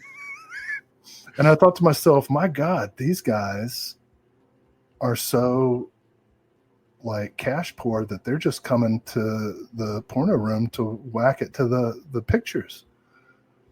And I'm like, this is crazy. Like, where do I live? But actually, it turned out they were there for an even stranger reason. to lay in the tanning beds.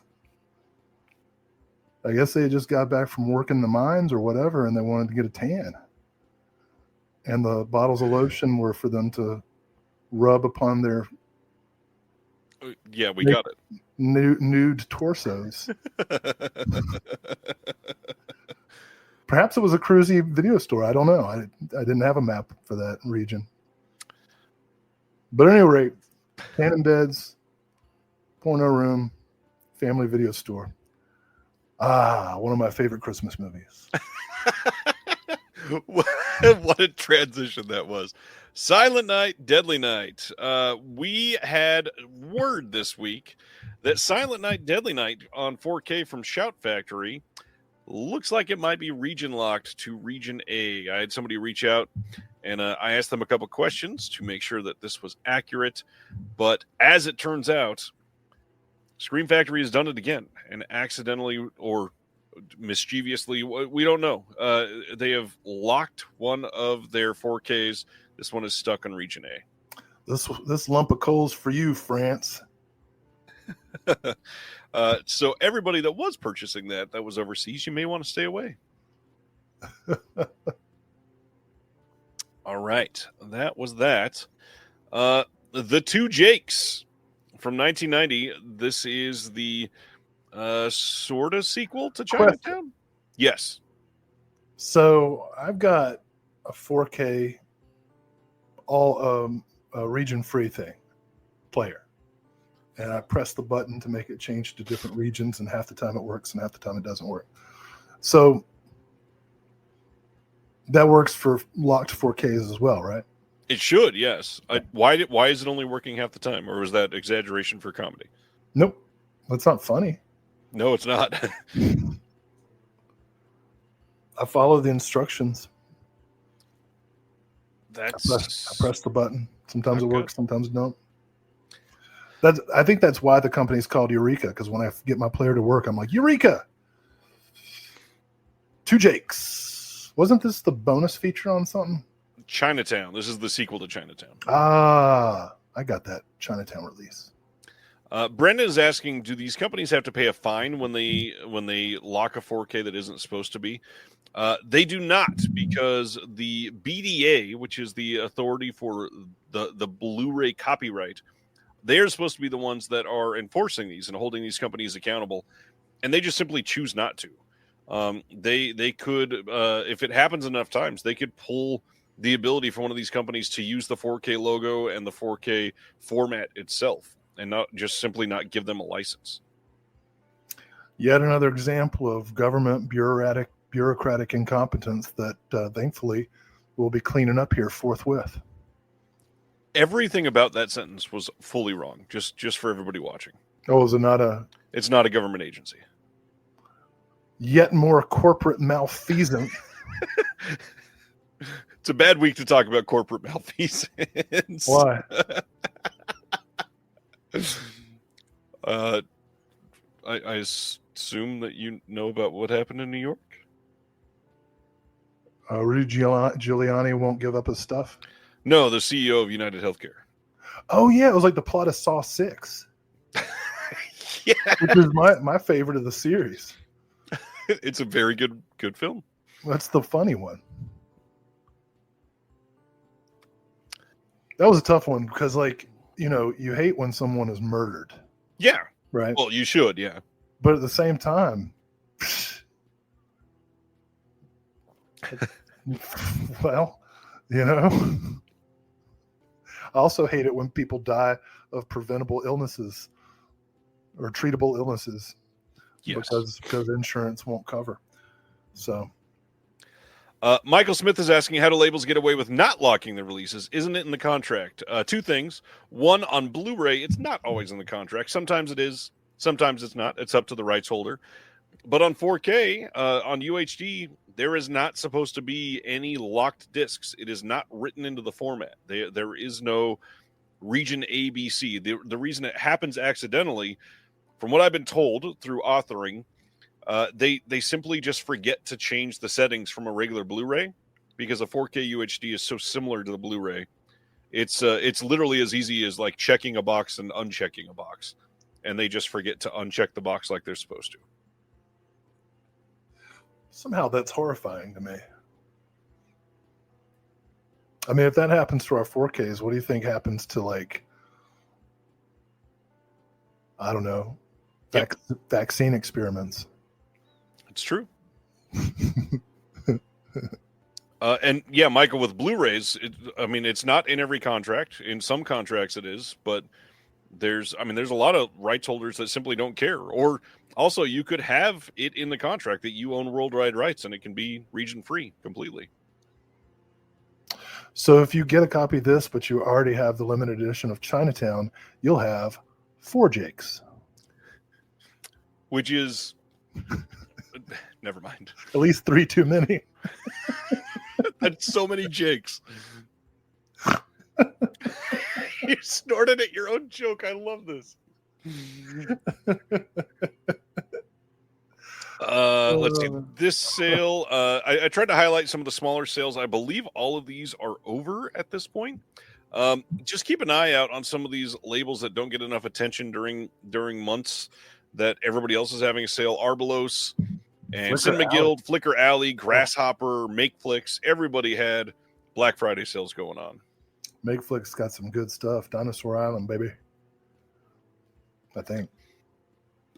That sounds right. Oh yeah, I was just so Kevin Bacon's in 2 Whitewater films. And I think some people are River Wild people and other people are Whitewater Summer people. I'm a Whitewater Summer person. So sell me on this one, Ryan. Meryl Streep and Kevin Bacon, whitewater rafting together. Kevin Bacon psychotically abusing 2 little boys, also whitewater rafting. And that's why Whitewater Summer. I'll probably watch both. Yeah, Gina Lober putting out the River Wild on 4K soon. I'm really glad I did not buy the studio Blu-ray, which I almost did. Yeah, I'm glad I will get this soon on 4K. Whitewater Summer, one of the kids is Sean Astin. That checks out. Yeah. I tell you, Whitewater Summer, along with a never released on Blu-ray Don Coscarelli film, Survival Quest, starring a young Catherine Keener, prior to corrective dental surgery, one of the largest front tooth gaps in the history of dentistry. Jesus. But a great double feature, Whitewater Summer, Survival Quest. If you've never seen Survival Quest and you like Phantasm and the Beastmaster, you need to see Survival Quest. It's a bunch of people backpacking in the woods getting trapped. I'm going to survive. I'm shocked Survival Quest never got a Blu-ray. I thought it did. It's on my list. All right, carrying right along then. Hey, The Keep, if you haven't heard enough about it this earlier in the show, Imprint announced that they are also doing it on 4K soon. And now, just to quell anybody's thoughts on this, because there was a lot of people that said it's suspicious that we couldn't find this for years, and now Vinegar Syndrome and Imprint is doing it. Yeah, they figured out the rights, so now multiple companies can do it in different territories. That's not surprising. This happens all the time. The other big thing, this is likely going to be the exact same restoration that Vinegar Syndrome did. It might have slightly different encoding, which even then it probably will not. It's probably going to be done by Fidelity in Motion as well. The release, the biggest thing is this might have different bonus features. Imprint usually does that, and just a fair warning for everybody that said they were going to wait for the Imprint and see if there's a director's cut. It will not have a director's cut. It does not exist. The elements are not there. Do not plan on that. It is not something that you're going to be able to get.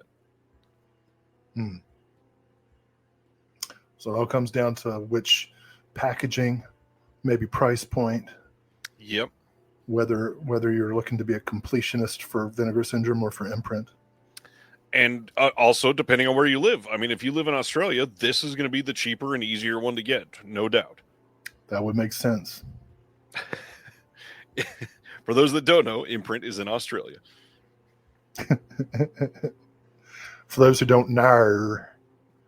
Sorry, yeah, I said it wrong. We got a bunch of details about Kino stuff this week. February 11th is when we get the 4K of Dante's Peak from 97. This has nothing new on it, including no Atmos, which a lot of people are going to be upset about. We got a question for you. Reservoir Fellow wants to know, did you pre-order Thong Girls from Severin? I stared at the bundle. I sweat. I bargained with myself. I spoke to my spiritual advisor. I meditated, I prayed, and just as I was about to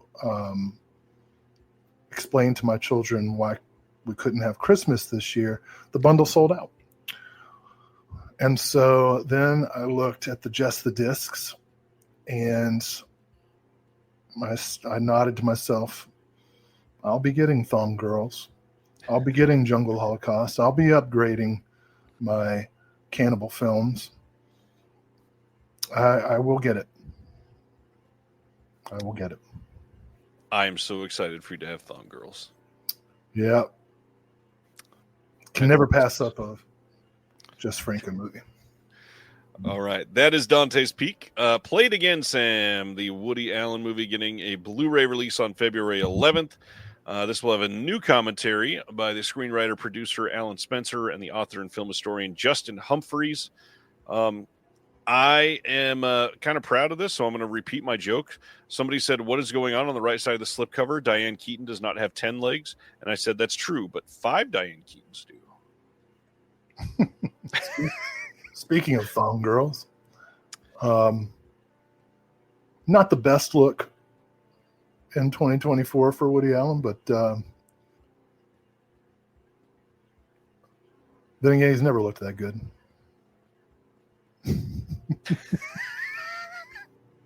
All right.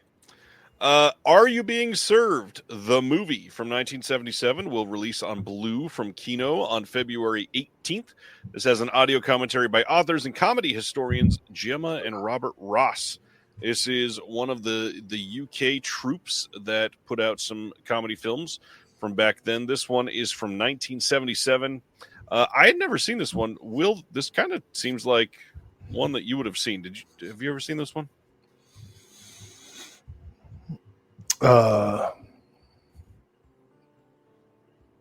British comedy? Yes. No, it's not. I don't know why you would think that. It just seems like you would have maybe seen it. I apologize. I mean, I'm not against it. It's just like, you hate the British. That's what I heard there. Well, I mean, there are natural enemies, historically speaking. Like, we've been to war with them twice. Like they're tied with Iraq. They're tied with Iraq and Germany as like our most hated enemies. It's hard to argue with. All right. Let's talk about some Deaf Crocodile subscriptions. They've got two options for you. If you are going to be a U.S. subscriber, this second semi-annual subscription is $300, $299.95. On this subscription, you will get deluxe editions of all of these.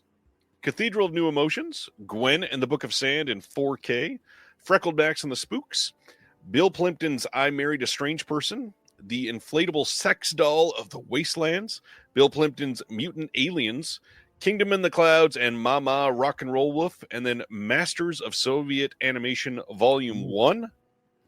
And you'll also get some random film trading cards, access to exclusive subscriber-only goodies, early shipping, and a guaranteed copy of all of the limited editions, because they are going to be lowering the number of limited editions that they're doing, and they are possibly going to sell out. So you got to pay attention to the stock counts. They wanted to do an infinite amount of them, but people love their FOMO, so we got to sell them. You forgot one. I forgot one? Plus. Oh, those are, you can add them on later. Oh. Those are not included, I believe. Are we allowed to say which ones we worked on? I think we are. I think. I'm going to wait for Craig to say yes or no. Okay. The international version of this, though, is going to be available now. It's $164.95 plus shipping, depending on where you are, and you get Cathedral of New Emotions, Gwen and the Book of Sand 4K, Freckled Max and the Spooks, and Bill Plimpton's I Married a Strange Person. And you're going to get the same trading cards, access to early stuff, and all the other goodies. You can only buy this at Diabolic DVD and check them out. Oh, those are included. I was wrong. Thanks, Craig. So the spectacular sci-fi visions of East German director Gottfried Kolditz, Signals, A Space Adventure, and In the Dust of Stars is included for the U.S. version and the international version as well. You're welcome. No add-ons required for those new subs. You get everything because they're almost done with them. They've been working on all of them. These are ready to go. A whole bunch of titles. To get that U.S. version, you're getting a lot of stuff for only $300 at this point. That is a great deal. Mm-hmm. That 2-film sci-fi set will have an exclusive cover just for subscribers. Look at that. That's pretty incredible. Yeah, and people, if you haven't gotten, I don't want to sound like a shill for Deaf Crocodile because I'm not. This is an objective fact. The limited edition covers, I mean, they're like handsomely bound books that they just look incredible. Really nice stuff. They really are. I had to raise my renter's insurance premium because now I've got all these Deaf Crocodile titles. God damn it, Craig. Your stuff is too nice. All right. That is Deaf Crocodile subs. Next up, Kino on February 18th in their Kino Cult line, releasing Crawl Space from 1986. That is an evocative slipcover. I really like that poster. Crawl Space is awesome, and it's worth it. I guess this must be a re-release because I've already did Scream or Shout Factory put it out before? Yeah. Okay. So it's the same. Well, it's got new audio commentary, but it's worth it just for the Please Kill Mr. Kinski short film that David Schmoller made. I don't know if you all are aware of this, but Klaus Kinski was a troubled man. Oh, I've never heard this. And in addition to committing various unsavory crimes, was also occasionally difficult to work with on set. And Schmoller has some really amazing stories about making Crawl Space with Klaus Kinski. It's also a pretty good movie. It's got some scary moments. Like, if your nightmares don't include Klaus Kinski crawling towards you in an air duct, they will. In other words, you may want this.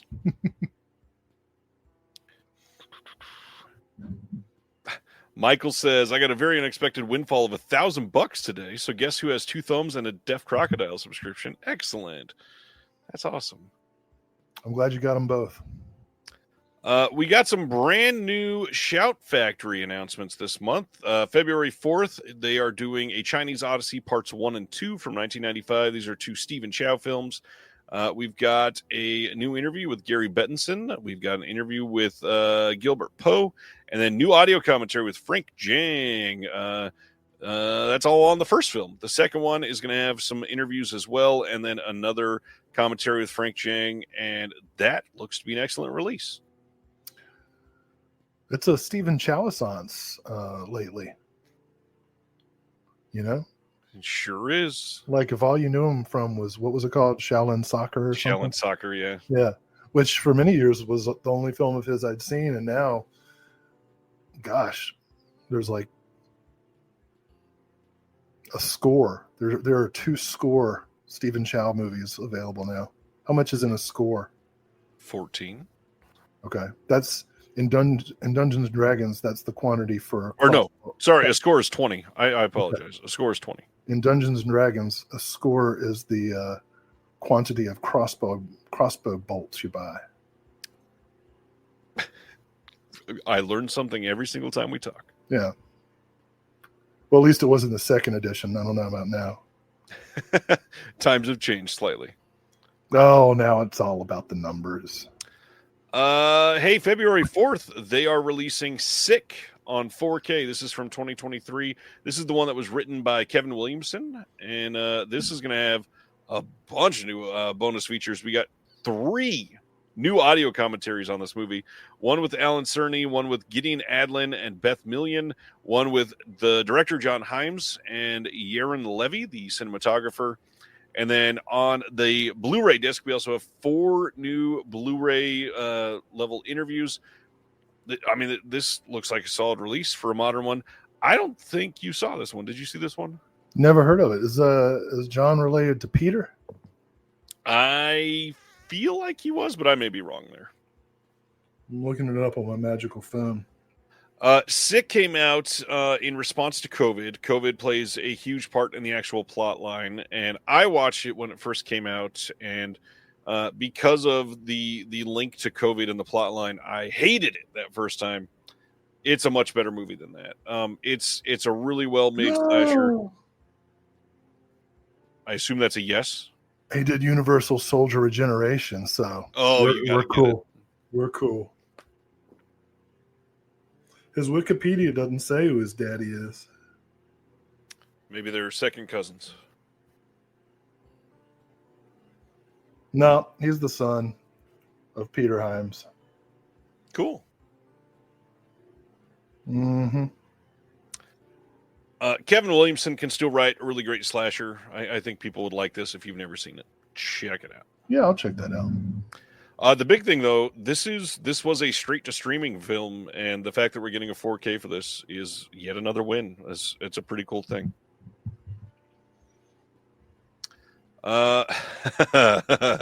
Speaking of pandemics. Yeah, Ghost of Mars, the John Carpenter film, gets a 4K release on February 11th from Scream Factory, and you can get 2 slipcovers with this, and the only thing new that was not on previous releases is an interview with the film music historian Daniel Schweiger. But hey, Will, how do you feel about this art on this bonus slipcover? Well, it looks like someone's child is very, very determined. Yes. To draw. Are you going to say that that's artificial intelligence? It kind of looks like it to me. I'm not going to claim that it is for sure, but it looks well. Like very well. There's no point. It's here. It's true. You know. Craig wants to shout out, when you're buying something from Deaf Crocodile or others, put your apartment and unit number in the same line as your street address, not on address line 2, because it doesn't carry over sometimes. Ghosts of Mars. For all of the John Carpenter completists that want. Starring Ice Cube, with the new hit single Mars's Most Wanted. Yeah. I didn't hate it. I mean, it's not a terrible. It's basically Assault on Precinct 13 in space. Yeah, I mean, it's definitely not as good as Assault on Precinct 13, but right. I think it gets some undue hatred. It's cool. It's fun. It's got some neat little beats in it. Yep. Like how you have to take ecstasy to like. Yeah, I'll do the upgrade. Speaking of upgrades, February 11th, they're also doing a 4K of Galaxy of Terror. This will have Dolby Vision presented in 4K. And how many new bonus features? A total of 0. I love the way that they advertise it by saying, Bill Paxton did the set decoration. Production design by James Cameron. But that is kind of cool, you know. Look, man, this movie's a lot of fun. You got Zalman King, you got Ray Walston, you got Sid Haig, Eddie Albert, like Aaron Moran. Robert Englund. Yeah, this has got a great cast, and it's fun, and it's stupid, and and it's like 83 minutes. So, and it's Corman produced. I know a lot of people are wanting everything Corman. So I'll tell you what I'm excited about though. Next. Oh, next. Yes, that one. Okay, we'll come back to it. Right. February 18th, Shout is doing the first Slam Dunk on 4K. This is one that they just did on Blu-ray fairly recently. It's supposedly a great movie. I need to see it, but yeah, let's get to Humanoids from the Deep. This one's coming on 4K on February 18th, and this one does have something new. We got a new audio commentary by Russell Dyball, and that's it. And then a bunch of archival features on this. Tell us about Humanoids from the Deep, Will. Oh, it's just a lot of fun. You know, it's sea monsters and boobies and blood and good special effects. I know the director, Barbara Peters, wasn't happy with some of the boobies that Corman made her put in there, but the movie itself really works. I mean, it's just fun. I agree. And yet another Corman produced. I like Vic Morrow. Rest in peace. I just saw a movie with his daughter, Jennifer Jason Leigh, in it. Good. Yeah, it was okay. Speaking of double dipping, Toho releasing another version of Godzilla -1. This one coming in January, and this one will have English subtitles on pretty much everything that it's coming with, including a bonus commentary. The commentary that's coming on this is going to be including the visual effects team. It's a Japanese watch-along commentary, and it's kind of egregious that they've released this now, 5 times in a span of like 3 months, and they're all selling very well. Godzilla -1 times 5. Yeah, this is kind of crazy.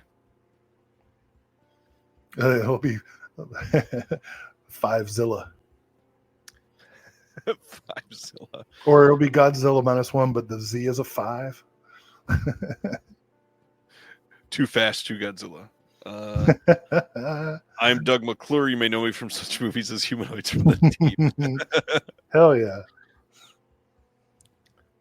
All right, that is Godzilla. Into some partner labels. Are you almost done? How many more? Only like 50 more posts. Oh my god. It's okay. You signed up for this 2 years ago. I didn't. I was just trying to sell some books, and actually got an email today from University of Texas Press that the hardback of American Twilight, the cinema of Toby Hooper, is about to sell out, and so we'll be going out of print. So, wow! If you want a hardback edition, now's the time. Paperback edition hopefully is selling robustly because I'm counting on basically the book industry and the physical media industry to sustain my family. Your family's in trouble, Will. My family's in trouble. So OCN partner labels were announced on, what day was that? Tuesday?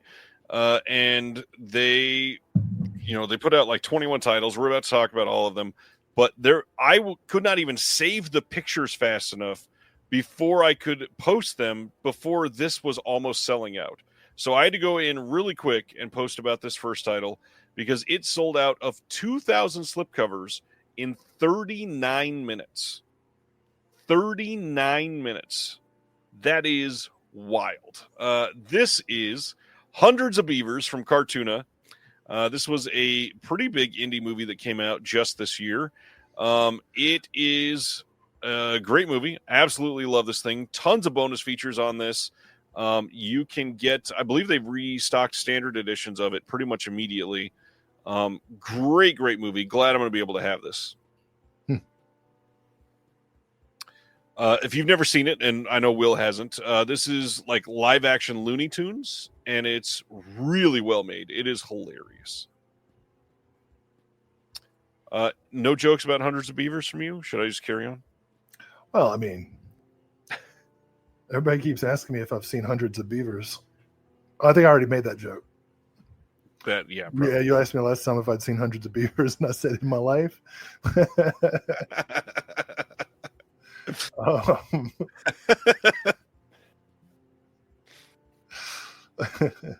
Nothing else? All right, we'll go to the next one. It is funny to think about, like, when you're in a crowd of people, like,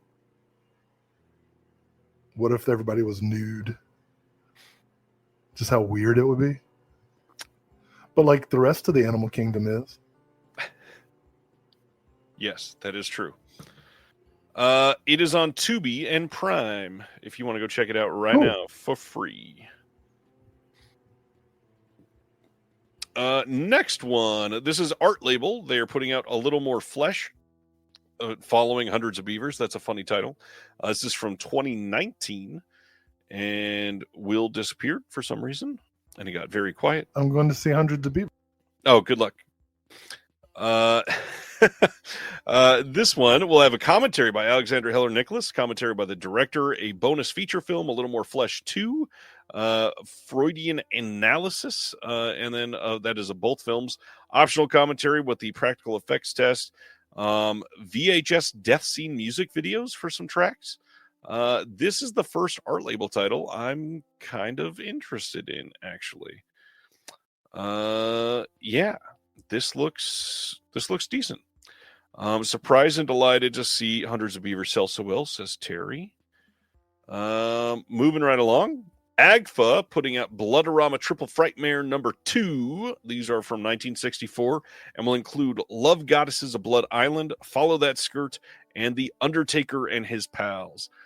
So Love Goddesses of Blood Island, a.k.a. 6... What? Did you hear my Tubi come on? I did not. Oh, I was just putting Hundreds of Beavers into my queue. Nice.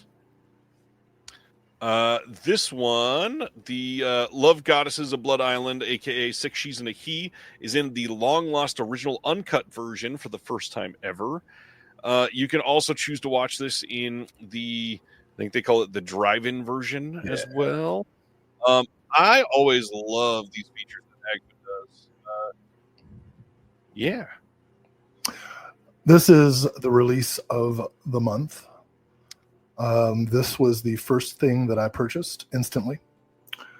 And the reason is The Undertaker and His Pals is the best movie to be released on physical media in 2024. I love The Undertaker and His Pals. No other film that has been discussed on this program in 2024 is in the same category of awesome. This was on my it'll never happen wish list. I am so excited to retire my DVD. I'm gratified to see that Patton Oswalt shares my love for this movie. Patton Oswalt and I share love for two very precious things on this world: The Undertaker and His Pals, and Natty Gann. It was a lot of superlatives. I'm excited about the other two films, but The Undertaker and His Pals, like, they could have priced that cinematograph style, and I would have been like, 2 copies, bro. And then they'd be like, you've reached your limit. And I'll be like, I'll be back. Ship the first one, and then I'll order it. Yeah. Undertaker and His Pals. So funny. So funny. All right. That was a lot. I appreciate that. It made me pause Hundreds of Beavers to come back to the show. That must be very important. I mean, if I'll give up Hundreds of Beavers to be with you. I'm honored. Our next one is Candy Mountain. This is available now from Film Movement. This is from 1987. Director Alex Cox speaks on this. We got a visual talk by David N. Meyer. We got a 16-page booklet with writing by John Dixon. And the cast in this looks pretty great. I've never seen this one. This genuinely looks like one that you probably would have watched with how attached you are to some of the music. Have you seen Candy Mountain? No, but I'm a huge Leon Redbone guy. Huge Dr. John guy. Amazing. Oh, yeah. Dark Star doing Carnage for Christmas from this year. Yeah, this is classic Dark Star type picture. This one's only 70 minutes long. There's a Satanic Panic full feature conversation with the actor Jordan Gonzalez from Pretty Little Liars and Original Sin, and the director on this as well. You got some trailers, and that's a Dark Star release. Yeah, I watched the trailer. It looked kind of fun. A lot of the Dark Star stuff is genuinely fun. It's just, you got to give them a chance. Yeah. Coco D, Coco Da, or whatever it was called. Next, Cash Calls Hell from Film Movement. Move on. I did, yeah. Was that Dark Star? I feel like that was a different partner. I may be wrong. I'm probably wrong. Film Movement does Cash Calls Hell. This is a Hideo Gosha film from 1966. There are a lot of people that were after this movie for a long, long time. This has a new visual essay by Patrick Macias on there, a new video talk by Black Caesars and Foxy Cleopatra's author Odie Henderson, 16-page booklet with a new essay by Steve McFarlane, and had to get this one. This looks great. Oh, yeah. That was my second purchase. This is Hideo Gosha's third film after... Very early. 3 Outlaw Samurai, I think. No, 3 Outlaw Samurai was his first movie. I forget his second movie. But, again, if you haven't seen this before, if you're not sold on the movie, watch the trailer. Holy cow. This is a visual feast. Also, please, all the labels, put up trailers for your titles. We would love to see trailers on every title. I mean, you can find them all on YouTube, but it's nice when they're embedded in the site. Well, especially when they're, new restorations and you actually see restored trailers from those restorations. Oh,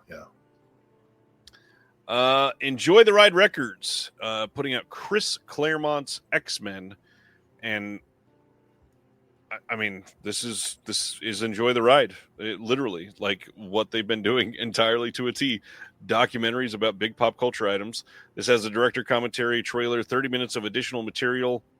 The slip looks good. Yeah, you don't think it was AI generated? Probably not. I want to see this. This was the era of X-Men that I read.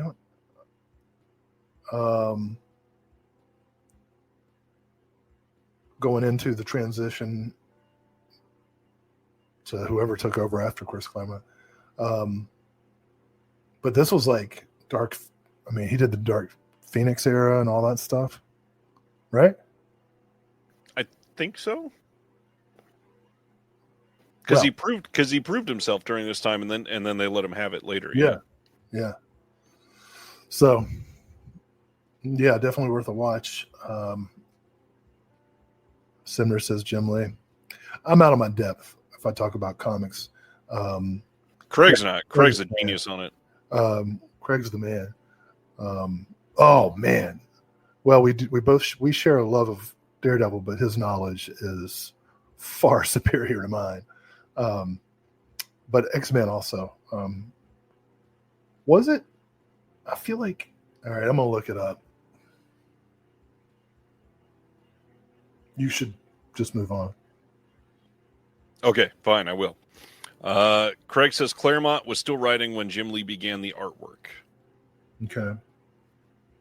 No, yeah, 75 to 91. That had to be Dark Phoenix. And also when they went to Australia and Wolverine got crucified and Jubilee saved him, and then Jubilee went to the mall shopping with Storm and Dazzler and Rogue. All right. And they had that Aboriginal guy with the bulwark that teleported him around the world. And Cyclops was gone and Havoc was in charge. His brother, who was a dick, but not as much of one. All right. Okay, good. And it was when Storm had the short haircut.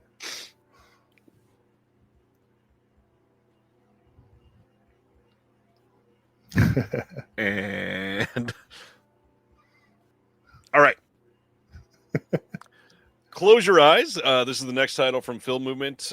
This is one that I did not pick up, but one I'm considering going back for. Went afterwards to research. What was that? Did you say Me Too? You got to. Why? Only I don't know, one of the most important filmmakers of the last 2 centuries. Okay. He's only got 3 movies, dude. Of the last 2 centuries? Yeah, the 20th and the 21st. You've been alive for 2 centuries, dude. I've been alive during 2 centuries.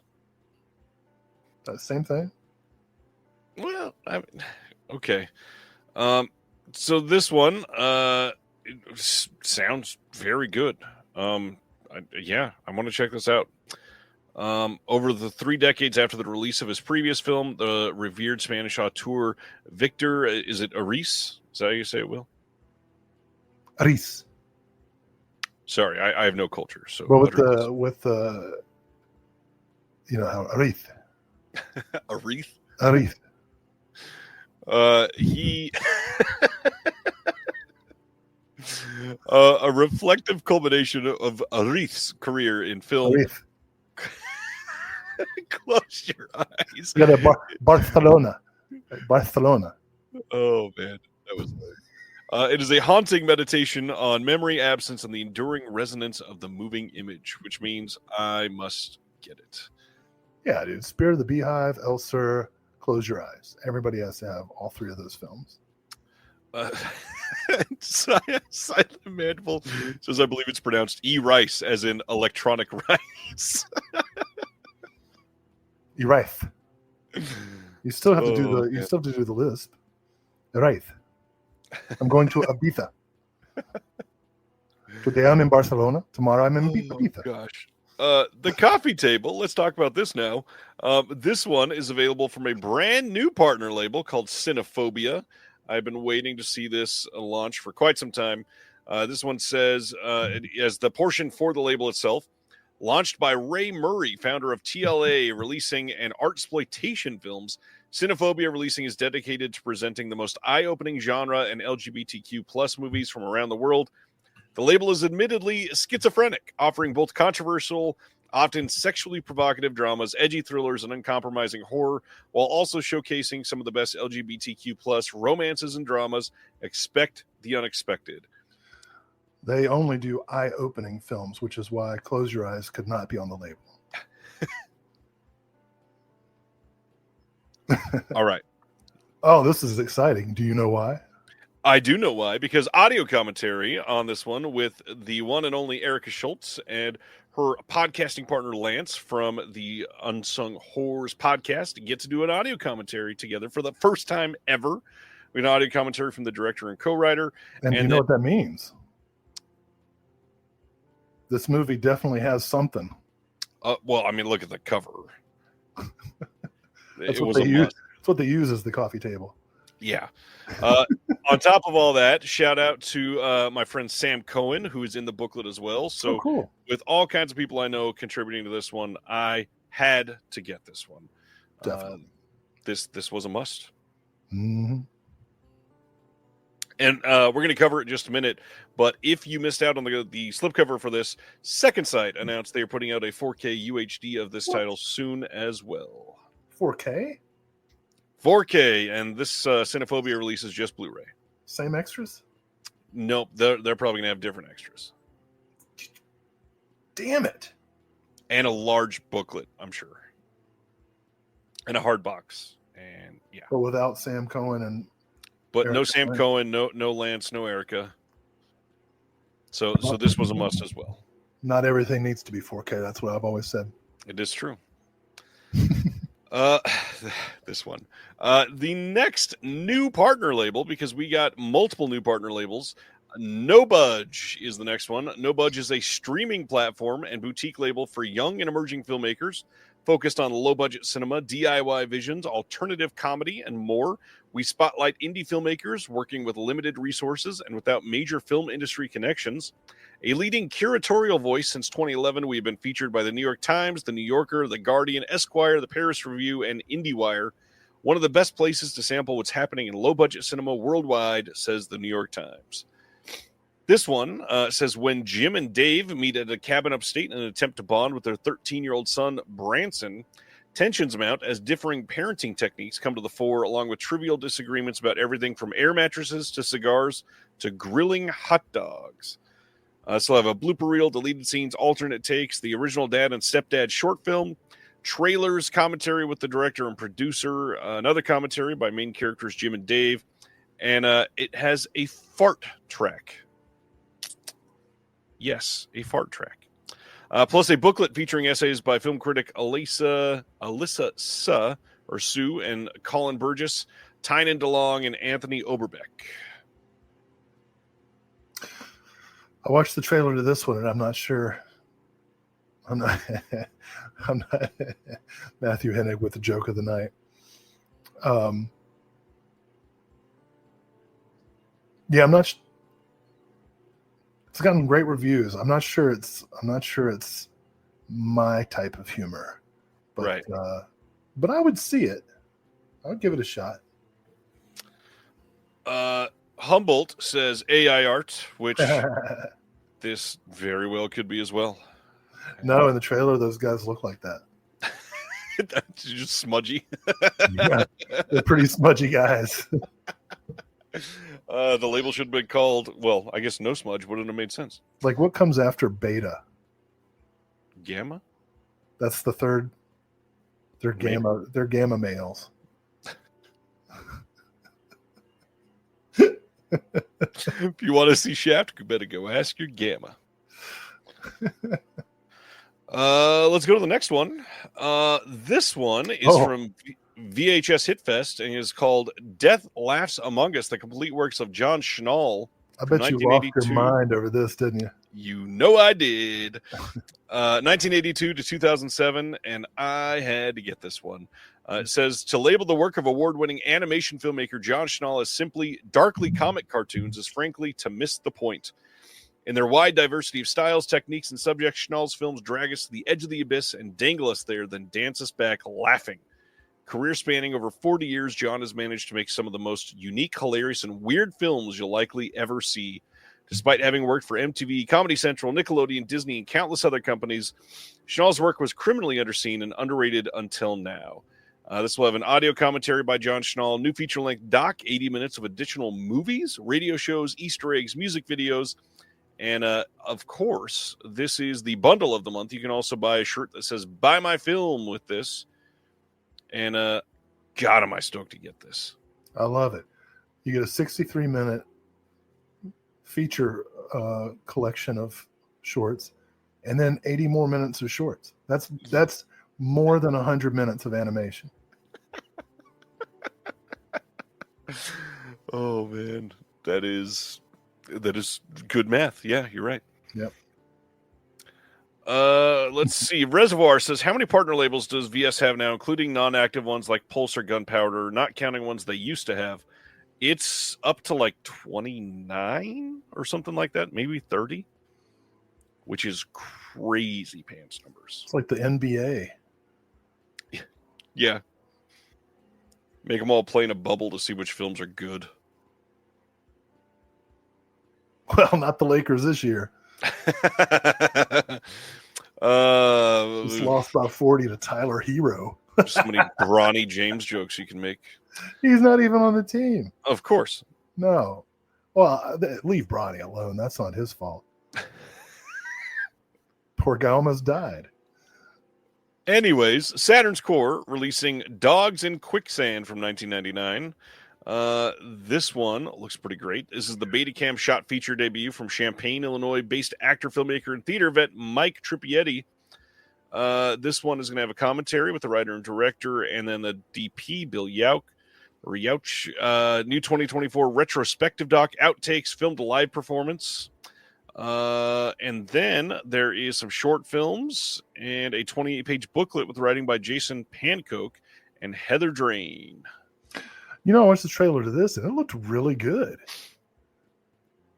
And, you know, I've joked before about how, like, it seems like all SOV movies are horror films, but this is different. This is more of a dramatic thriller. Looked pretty dang good. Yeah, I'm going to check this one out for sure. Next up, Memory is releasing Hippo from 2023. Story of the coming of age of two step-siblings, Hippo and video game addicted teenager and Buttercup, a Hungarian Catholic immigrant with a love of classical music and Jesus. This will have a short film called Andronicus and a behind-the-scenes featurette. And one of the many Vinegar Syndrome controversies from the last week was people complaining about this because the slip on the back is just black. AI again. You know, the first half of the description of that movie sounded like Melusine, and then the second half didn't.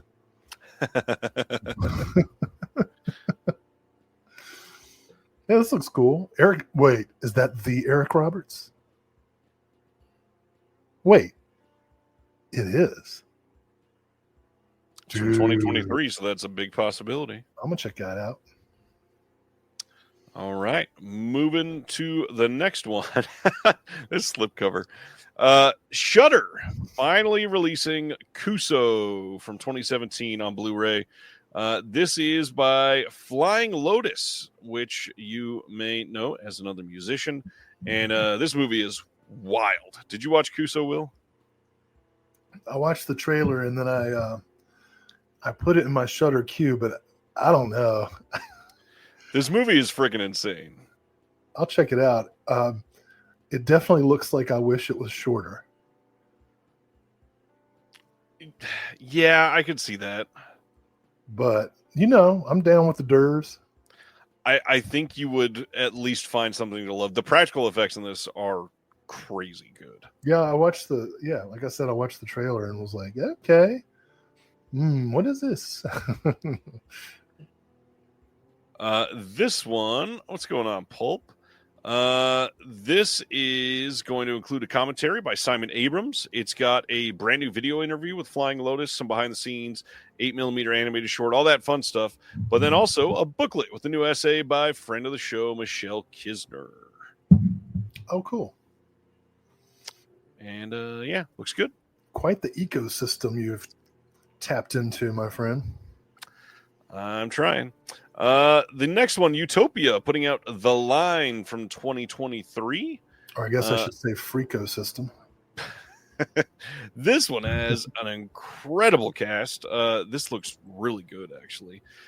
We've got Alex Wolff from Hereditary in this, Bo Mitchell, Halle Bailey, Austin Abrams, Lewis Pullman, Angus Cloud, John Malkovich, Denise Richards, Scoot McNairy, Sherry O'Terry.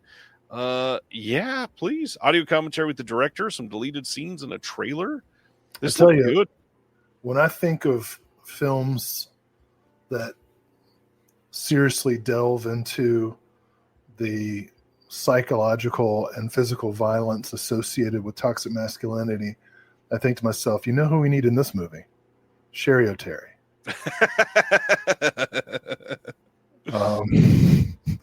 I watched the trailer hoping to see who she plays in this. Like, is she a cheerleader? Or no, kidding. I kind of do want to watch this. This has some stuff about hazing, I bet. You know, movies about fraternity hazing can be intense. Yes, they can be. I tell you one thing, man. I don't want to sound controversial or get all political, but I'm against fraternities in general for reasons that should be obvious. Yeah. They perpetuate, systems of power. But, to this day, in 2024, most sororities have rules against serving alcohol at social functions. But if you try to enact those rules against the good old boys, it's a national issue. Yep. And multi-million-dollar lobbying firms mobilize to ensure that institutes of higher education don't prevent underage boys from serving alcohol at their parties. You know what I mean? Like, how screwed up a society. Yes. I mean, like, do I even need to say our society's screwed up? But that's one of the many reasons. Terry went and checked, and he says there are 33 partner labels now. You could argue 32, but they list Film Movement and Film Movement Classics as two different partner labels. 33, wow. That is a huge number. Yeah. And that's not counting the ones that have left either, which is crazy. Love a couple of these comments from Matthew here. Utopia is usually a safe bet. I would say one of the safest bets of the current partner labels. I don't think I've not liked anything from Utopia. And then he says, without fraternities, we'd all have to join a sports team if we want to act like assholes on the weekends. I went to a Quaker college that outlawed fraternities, and I can assure you we all acted like assholes anyway. You don't need a club or a it's not a requirement.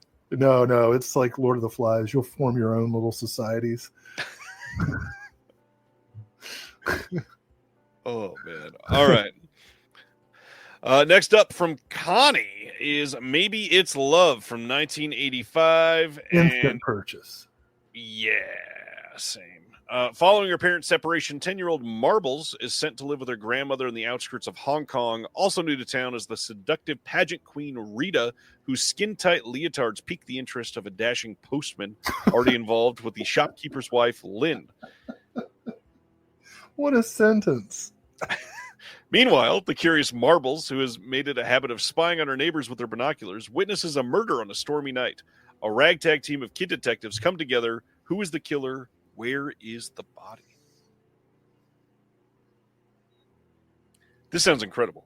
This one's from 1984, 90 minutes long. We got an interview with the director that is 29 minutes long, a short film that is 16 minutes long, book with new writing by Catherine Connell, and can't wait to see this. That short film is funny because it's Der Basic, right? The German. But yep. if you read it in my natural accent, it's Der Basic. And there's this Instagrammer who does Appalachian words of the day. that would definitely make the cut. So niche. I love it. Another big one. Icarus Films. They are putting out No Home Movie from 2015, the final film from Chantal Ackerman. This one is a portrait of her relationship with her mother, Natalia, a Holocaust survivor and familiar presence in many of her daughter's films. This will have a bonus documentary called I Don't Belong Anywhere, the cinema of Chantal Ackerman. And, I mean, this is as close as you can get to a must purchase, it feels like. Oh, yeah. By coincidence, I was just reading today an article in Cineast magazine the writer was talking about how this theater programmed a 2-year-long retrospective of Ackerman's films and showed everything, all the features, shorts, documentaries. Right? She made like 40 some films in chronological order. And Chantal Ackerman would come to do Q&A for the films fairly regularly. And just a couple of weeks before No Home Movie was supposed to be shown, in which Ackerman was supposed to appear to present it, she killed herself. Oh, jeez. And they went ahead with the screening, and the writer described just the outpouring of emotion, such that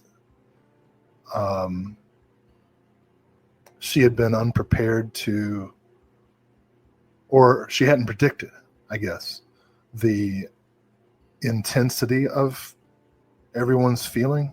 Yep. After having seen so many of these films, and the audience is getting bigger and bigger as the retrospective went on, and then right at the end for this to happen was so profoundly sad. And I haven't seen No Home Movie yet, but yeah, as you said, if there's, other than The Undertaker and his pals, if there is a must purchase from the OCNs this month, is this. And in ways they're a companion This piece. show.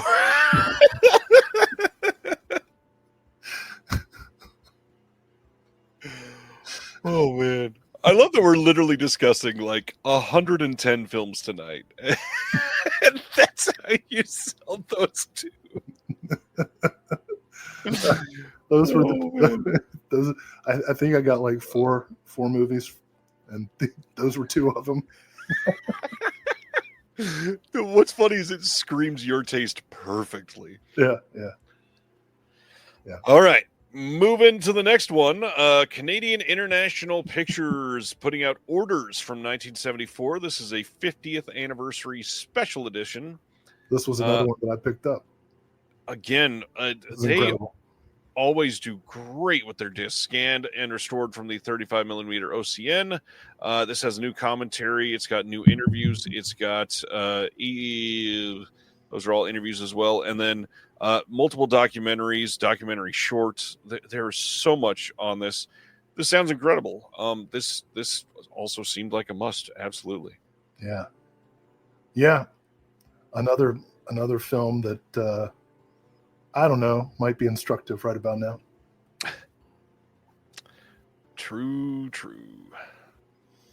You don't think of Canadians being fascist, It's like, yeah, I'm going to need to ask you to come along here. We're going to go to the camp. But the Quebecies. You realize if you keep up the Canadian slander, Mr. Sibner is going to hop on the line to defend Canada. Well, that just proved my point. Don't you go slandering my homeland there, eh? You hoser. The accent. Oh my gosh. Yeah, Silent Mandible, glad you saw that. The No Home Movie is not in the Criterion set. The Canadian fascist accent. I don't know that is going to be topped. That was pretty great. You said you got this one? Yeah. Oh, Jesus Christ. The good people of Canada will not stand for this, Will. I warned you. He was so quick. I told you. Hey there, Usama. Those people are saints. They are making our maple syrup, and their post office is on strike. Okay? That's true. Very timely announcement for everybody. By the way, if you collect physical media and it's going to Canada, sorry. Sorry. Watch it, Ryan. Watch it. I'll get the other Ryan, Mr. Gosling, in here. Well, thanks to the Mountie for showing We'll get up. Reynolds. We'll get Deadpool on your ass. All right. Is he under a couch? He's under a couch. Oh, that was under a couch. All right. The next one, Shudder, putting out The Sacrifice Game from 2020. Speaking of Christmas movies. Have you seen this one? No, I watched the trailer. It's a Christmas movie. It looks so good. Apparently starring young Jack Black. I love that it's from last year and it stars a young Jack Black. It's like, dude, I'm going to have to sacrifice you. Dude, get on the altar, dude. Oh, man. Oh, that was really good. We got a comment. Damn it. Commentary from the director, the co-writer, Jen Wexler, a bunch of other people on this as well, including Heather Buckley, behind the scenes stills gallery, Twilight of the Flesh music video. Yeah, this looked really damn good. I'm eager to see this one.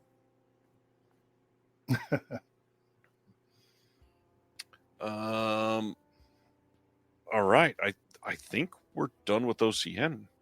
Nope. No? Oh, God dang it. No, there's still 3 other things to cover. There's a Yellow Veil and there's a... Yep. I just forgot. This is the 3rd new partner label for the month. Brainstorm Media putting out Starve Acre from 2024, starring the one and only Matt Smith. And this was convenient. I'd been wanting to see this one. This is supposed to be pretty damn good. It's funny you say the one and only Matt Smith because there's probably close to a million Matt Smiths. Yeah. That was literally the point of that joke. Thank you. This one has a whole bunch of interviews, some behind the scenes, and then a booklet with a new essay by Kim Newman on this one. There's probably another Matt Smith who worked on the crew. You know what I mean? Literally. Like, hey, I'm Matt. Oh, yeah. Hey, Matt. I'm Matt. One of us is more famous than the other. Anyway, there's some weird stuff going on with a kid in this movie. Yep. I don't think any kid deaths, but maybe. We'll see. Yellow Veil, Sweet, Sweet Lonely Girl from 2016 is their next release. Another one that I'm usually pretty hot on the Yellow Veil titles. This one says, soon after moving in with their aging aunt Dora, Adele meets Beth, seductive and mysterious, who tests the limits of it. Yep. Usually hot on the Sweet, Sweet Lonely Girl. No, on Yellow Veil, not Sweet, Sweet Lonely Girls. Jesus. Just wanted to clarify. Anyways, and mysterious, who tests the limits of Adele's moral ground and sends her spiraling down a psychologically unstable and phantasmagoric path. That's my game too. Sounds great. We got multiple commentaries. We've got alternate opening and ending. We've got some interviews and a trailer with an essay by Sam Deegan. Nice. Good looking release. We are bookending tonight with... Damn it. I couldn't even keep my mouth straight for the joke. We are bookending with Beavers tonight. We started with Hundreds of Beavers, still going with Hundreds of Beavers. This time, if you go to their website, you can buy one of 750 wood book slipcovers that they put out for this. And I believe these are still in stock at the moment. You still get the same disc and everything. It's just in a wood slipcover. I'm not even... I'll let Sibner make the joke. Okay. Well, my question to you is, did you first off, did you look this up? Did you see how much this is? No, I was unaware of the wood book. This release, which is the same release as the OCN, just in a wood slipcover, is $75. Do you get lobby cards? No lobby cards with this release. Or maybe a wad of matted leaves? No leaves, none at all. Well, I can't really tell if 75 is like overpriced or just like right. $50 for the wood sleeve. It is. I mean, but it does feel special. Is it hand whittled? I guarantee it's not hand whittled. Individually whittled, or did AI do it? There are 750 slipcovers, and there's some old man on the corner. They're 3D whittled. Jesus. I mean, it's probably laser printed, let's be honest. But I still think it's a really neat idea, and I'm glad they leaned into it. They just got the entire staff of Vinegar Syndrome whittling. Yes. It was like, 5% other duties as needed. That's in every job description. 5% other duties as needed. Oh my goodness. I love that they leaned into it too. They said only 750 of these wooden slipcovers will ever be made. We have to cash in after all. They're just completely blatant about it. Fun idea. Glad they did this. This is pretty cool. Yeah. We are still not done, Willie. Willie? Yeah, it's trying something out. How do you feel? Slick, I guess. It makes me feel slick Willie. The first title from Radiance is here. Speaking of slick. March 24th in the UK, March 25th in North America. We're getting a Blu-ray of The Eel from 1997. This is by Shohei Imamura.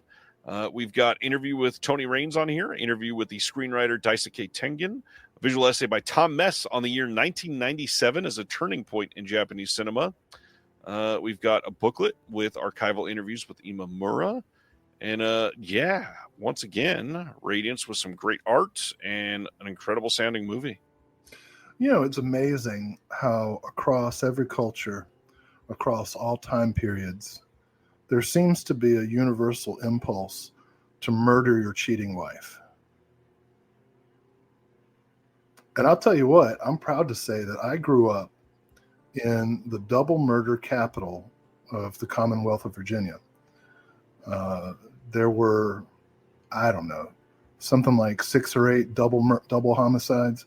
And they were all like a guy gets home to his double wide trailer and finds his wife in bed with his cousin or something and just blows them both away. But, there's honor at stake. I'm so glad for your uplifting stories every time. You can't just abide.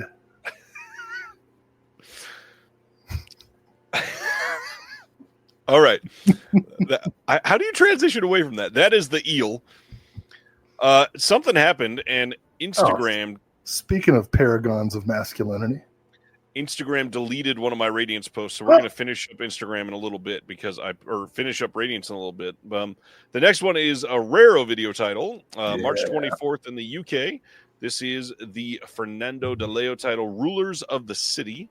This has a 2020 4K restoration, some archival featurettes, new interview with Mike Malloy, and then a limited edition booklet with new writing by Francesco Massachesi. Jack Palance. Unfortunately, was not CGI recreated for The Flash. I would have liked to have seen that. But hell yeah, Fernando de Leo, Jack Palance. Are you kidding me? You don't even need to describe the movie. I am in. I'm not pro murder. I'm just describing things that happen.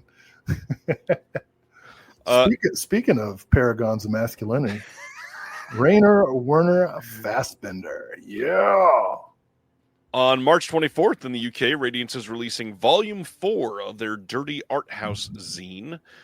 This one is going to be dedicated to the less discussed side of serious cinema, and it will be covering sex, and it will include a lot of stuff like Nora and Sean Baker in the realm of senses, and Fassbender's Querelle and the Violence of Love. Yeah, Pasolini, Visitor Q. Okay, all right.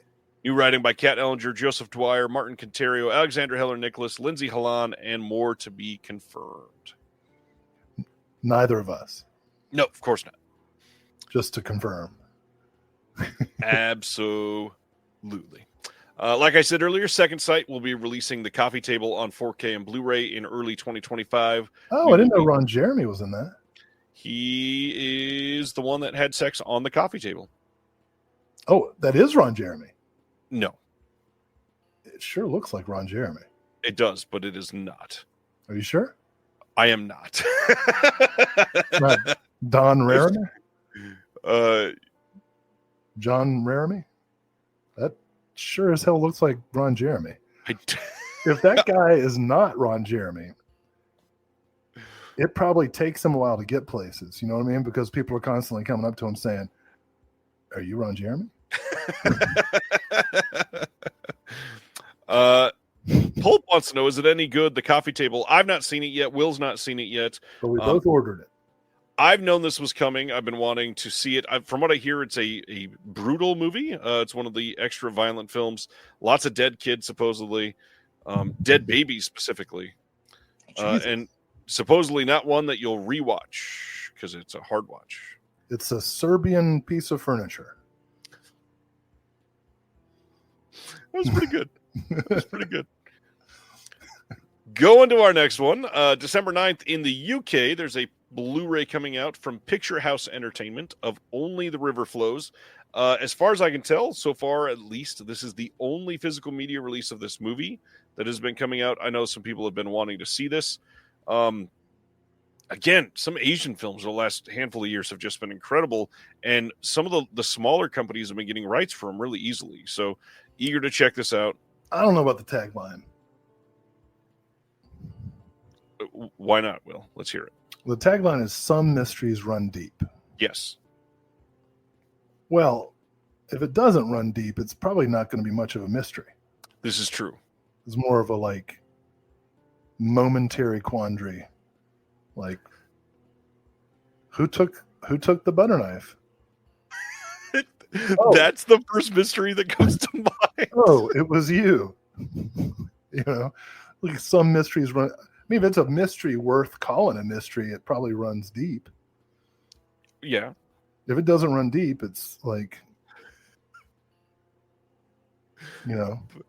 To be fair, though, as far as taglines go, the vast majority of mysteries run deep would be much worse. Well, I'm just saying this mystery runs really deep. Might have been. It's so much worse for some reason. This is the deepest mystery you've ever fucking heard of. You'll never guess this one. Oh, it was the husband. Okay.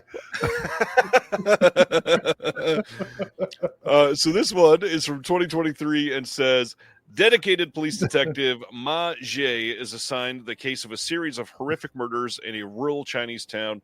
As the investigation progresses, pressure from his superiors to find the suspected serial killer mounts, leading to a hasty arrest. But while his colleagues rush to celebrate, several clues push Ma Jie deeper into a desperate investigation of his own, leading him into a dark world where mystery hangs over his every lead. I definitely want to see this one. Well, is it deep or does it hang over you? Well, you have to get deep first. I don't know. I feel like I should not have said that. That sounds more like it looms. Like some mysteries loom menacingly.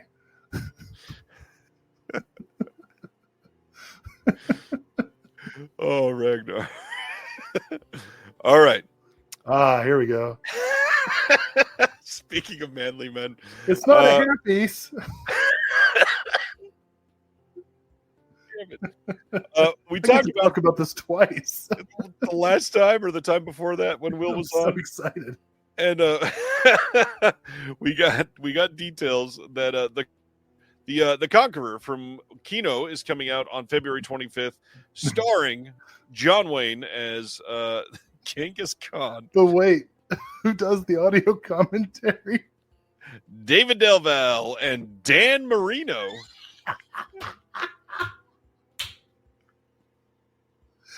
Oh, it's a different Dan Marino. Damn. But wouldn't it have been awesome though if it was that Dan Marino?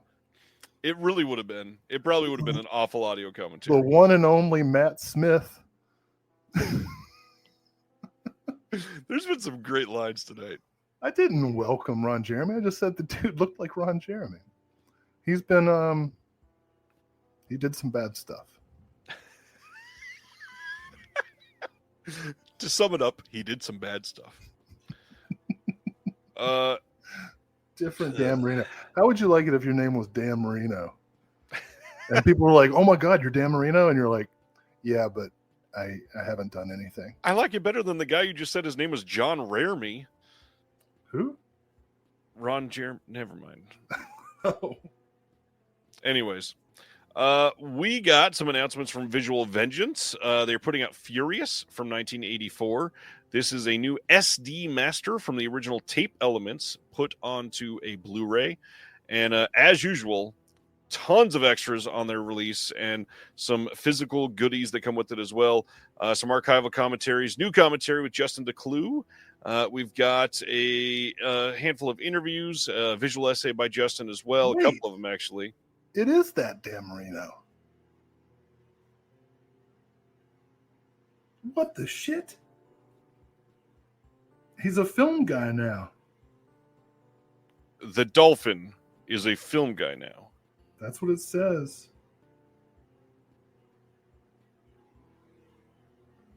I don't know what to say to that. That's what the internet says.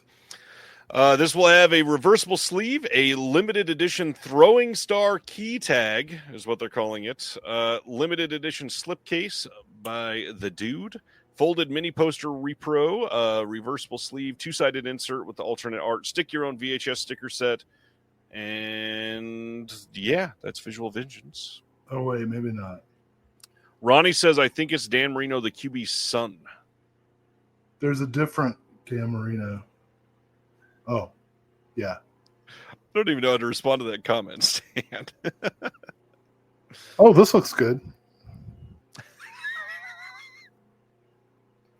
I'm so glad you could come out of your Dan Marino haze to say this looks Oh, you get a throwing star, dude. Yes, you do. Oh, I'm in for it. I'm in for it. Yeah, this is one that looks like a fun release.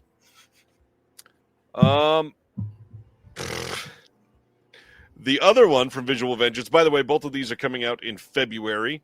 This one is Dinosaur Valley Girls from 1996. This is going to be region free, remastered from the SD master from original tape elements. New commentary with Don Glute and C. Courtney Joyner. Archival commentary from both of those men as well. We got an interview with Don Glute. We've got making of, all that other stuff. And then looking down, we've got a slipcase on this by Rick Melton. Limited edition Dinosaur Valley Girls logo sticker, reversible sleeve, mini poster, stick your own VHS sticker set. And that is Visual Vengeance. Oh, my God. Like, gag me with a stegosaur. You waited that entire time for that. No. Oh, that's amazing. Huh. Pulp says, in Denmark, it's illegal to give your son the same name as you. Is that T-Rex tossing her salad? Is that a country where? Huh. Don Glute is really his name. Yes, Reservoir. Yeah. I mean, it could be pronounced glut, but I don't think so.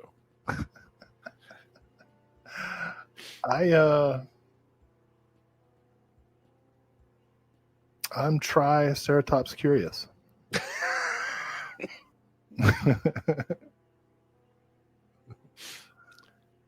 I guess this is what they mean by Tyrannosaurus sex.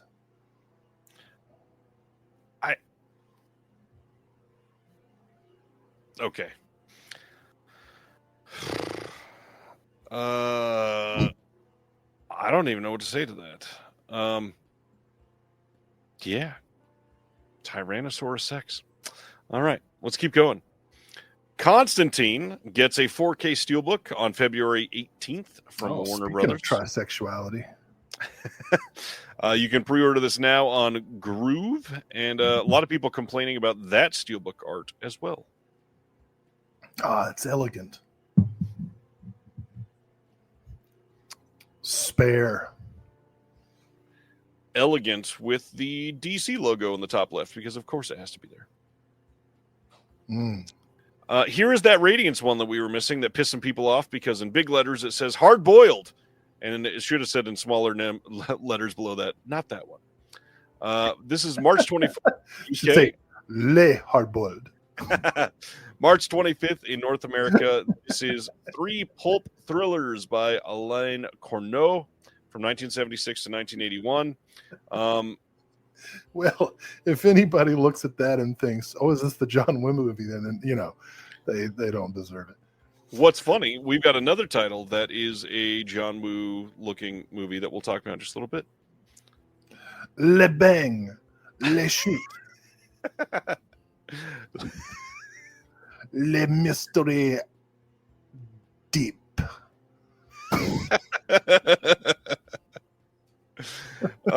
This one is going to have a commentary by Mike White on Police Python 357, some interviews, some visual essays, and of course a limited edition 80-page book with new writing.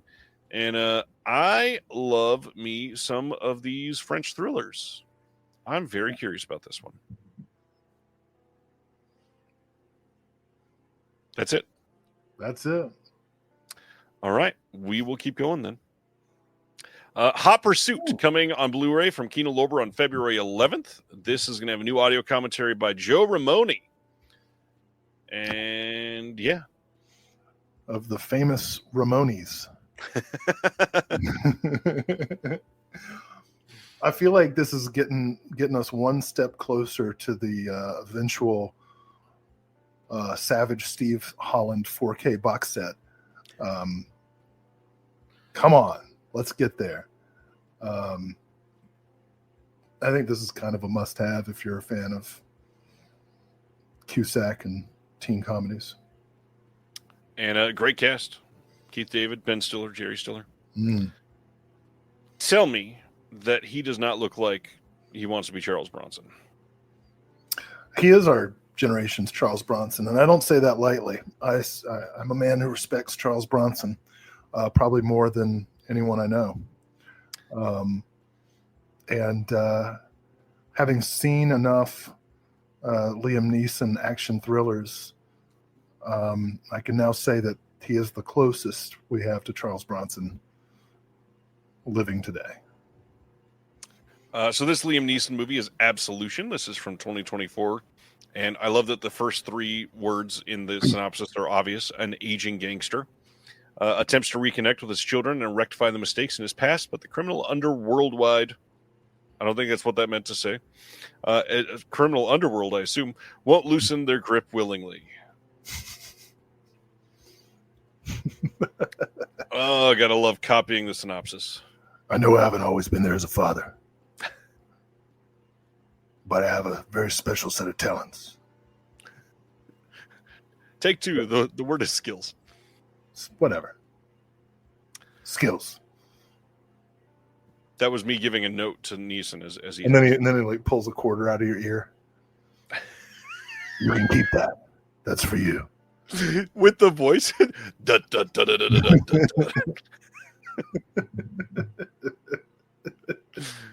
da. Next up, this one's Elevation from this year, and this includes Anthony Mackie, and says set in the post-apocalyptic Rocky Mountains, a single father and 2 women venture from the safety of their homes to face monstrous creatures to save the life of a young boy. That looks great.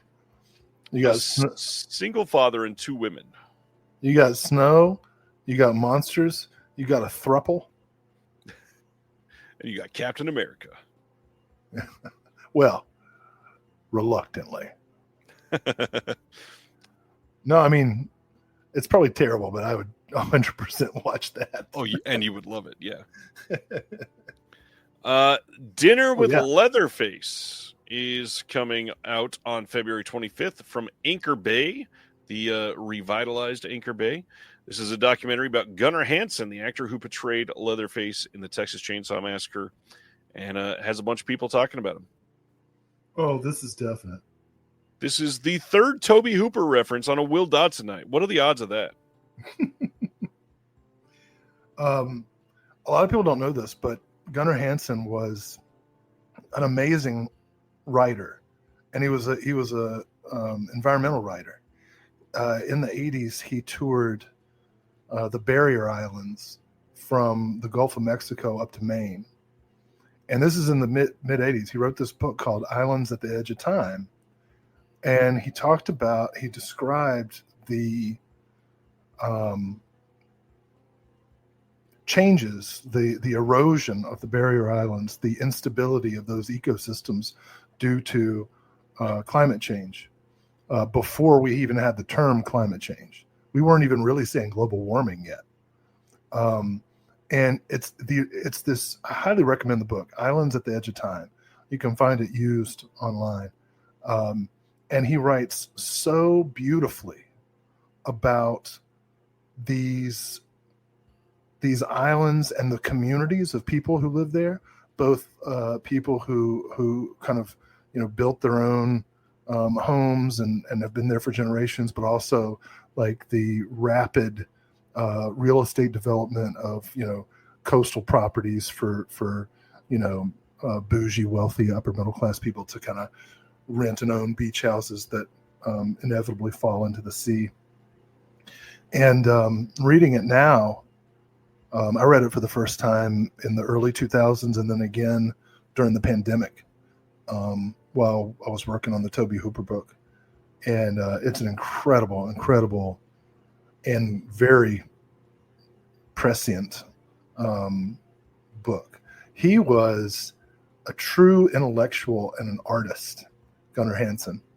And if all you know him from is Texas Chainsaw Massacre and Hollywood Chainsaw Hookers and stuff like that, you know him. He has a great sense of humor, and he's a huge, literally huge screen presence. But this man's an intellectual and an incredibly empathetic and artistic, as I said, person. So I'm very excited to see this documentary to learn more about him. He not only wrote Islands at the Edge of Time, he wrote studies of seashells, like northeast coastal environments. I mean, he was a naturalist, and you can, look at him. He looks like horror David Attenborough or Richard Attenborough, whichever one. Who's the one that does the nature document? Richard Attenborough. Yep. Yeah, he's America's Attenborough. We got there in the end. Check it out. Love Gunnar Hansen. I wish I could have met him, man. I tell you. That seems odd that you didn't for some reason. Well, he died, he died pretty young, I thought. Yeah. All right. Somehow, Will, we still have 15 things to cover. Eat it up, dude. What's his name? All right. Wolf Craig, who gives a shit?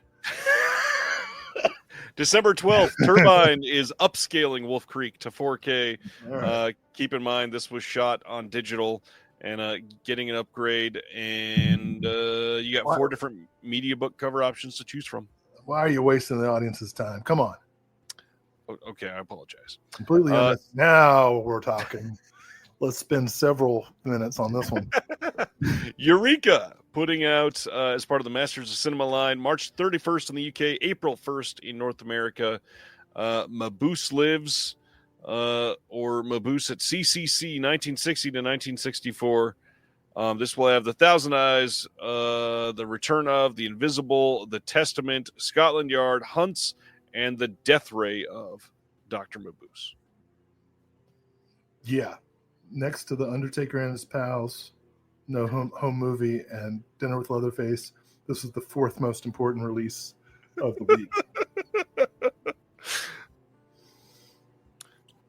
I mean, right. Come on. Like, who has a reason not to get this other than the price? And of course, by March, there'll be a massive tariff on it. This will be a limited edition box. We'll have a hard case limited 60-page book that you can get, new notes on everything. There's commentaries, there's new commentaries, new interviews, new introductions. There's everything you could want here. Except for Maboose to actually live. Then they are putting out The Daredevils, an Ode to Gallantry from 1979 and 1982, coming on March 24th in the UK and 25th in North America.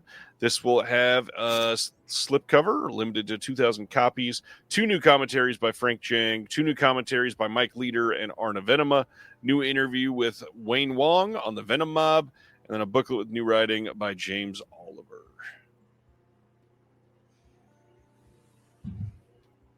The Maboose Live set is only $50 USD, shipped from Eureka. Free shipping. That's actually not bad. So now no one has a reason.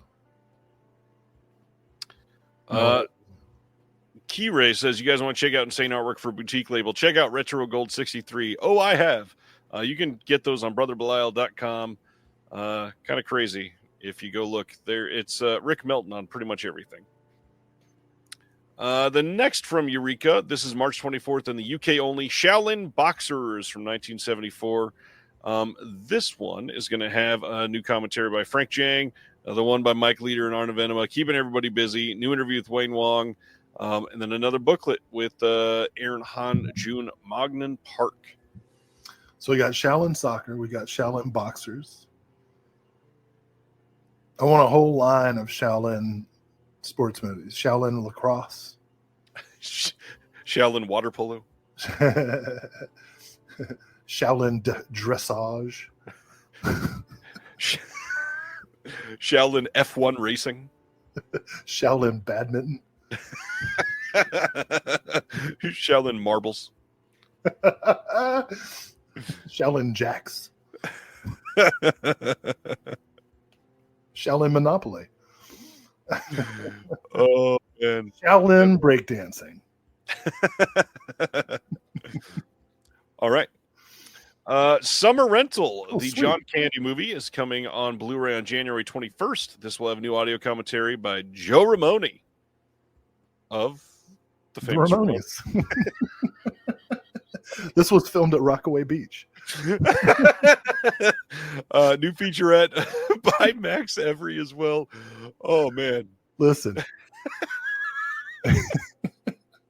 I haven't seen Summer Rental since I was a kid, but I cannot wait to see it again because I remember nothing about it. But look at that cast.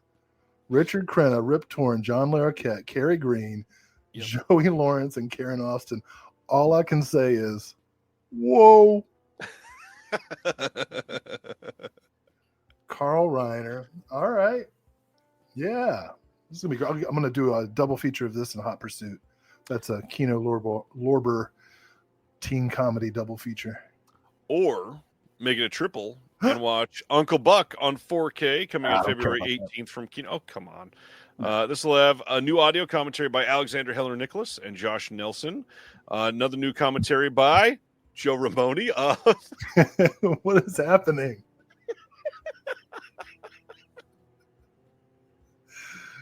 There's no room for Dee Dee? No, it's the off-brand ones. It would have to be like FF. Oh, man. FF Ramone. Hey, listen. I don't care about these oh, man. John Hughes movies, but I will say that scene in the there's that scene in the bowling alley where the cool dude is trying to flip the toothpick around in his mouth and he gets stuck. That shit was funny. Celeste is here. What's up, Celeste? There's also a new interview on this with Jean Louisa Kelly. All right. Yeah. Moving to the end of this, The Substance. We finally got some information on this. This is coming on 4K and Blu-ray on January 21st from Mubi themselves. Mubi is the production company on this. They do they do physical media themselves, so of course they're going to release it themselves. And as far as bonus features, they are putting out on the disc featurette. What does that mean? No idea. What's it about? No idea. Just the word featurette. Ridiculous. It's like they injected the disc with Botox and it just got a little bit of features. Just one featurette. Featurette. Damn ridiculous. This is also coming out from Mubi in the UK. There is oddly no date yet. It is showing like July on Amazon, but that's not going to stick. It'll likely be much, much earlier than that. But ironically insubstantial featurette. That was pretty good. It's a remarkably thin set of supplements. It's pretty good. We also got some details on Azrael from this year, starring Samara Weaving. It's IFC is putting this out.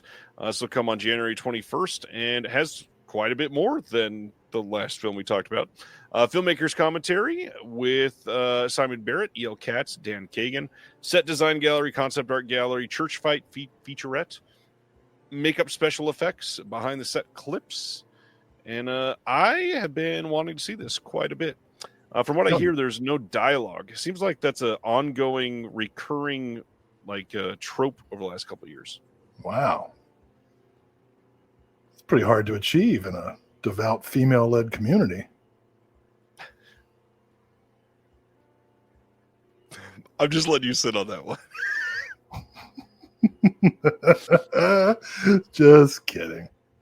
Oh, Will. Altered Innocence releasing Endless Summer Syndrome from 2023 on February 11th.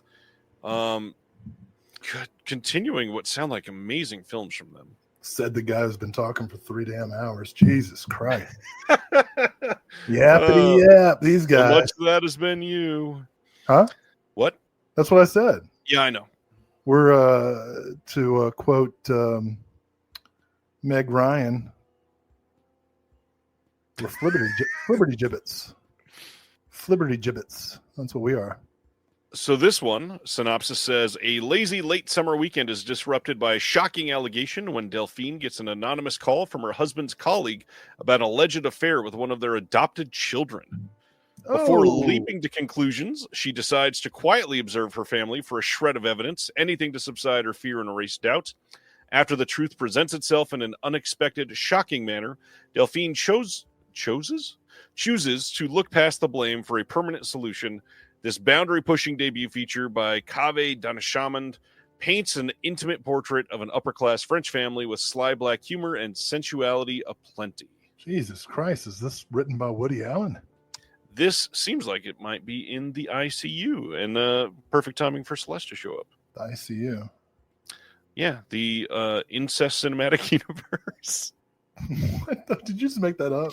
No, it is an ongoing joke. Anyway. Well, I don't think that's that big of a deal in France.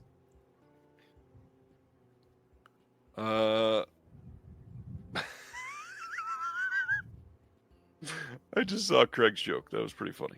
What did Craig say? Craig said, because Celeste said altered innocence and then heart. And Craig said, altered innocence is less than 3. I'd say they're at least a 6. That was so corny. I love it. No, I told you I don't watch the show. So earnest.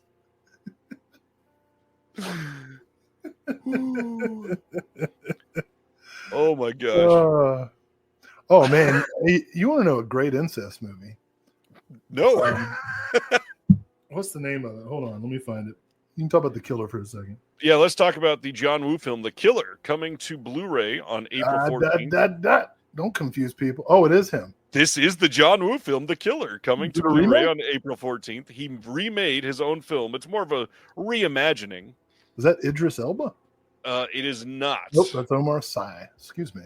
It is, yes. This is from this year and got pretty horrific reviews. This is coming on Blu-ray on April 14th, and I guess I should say Blu-ray and DVD. In the UK, this will likely not get a physical release for a while here, at least.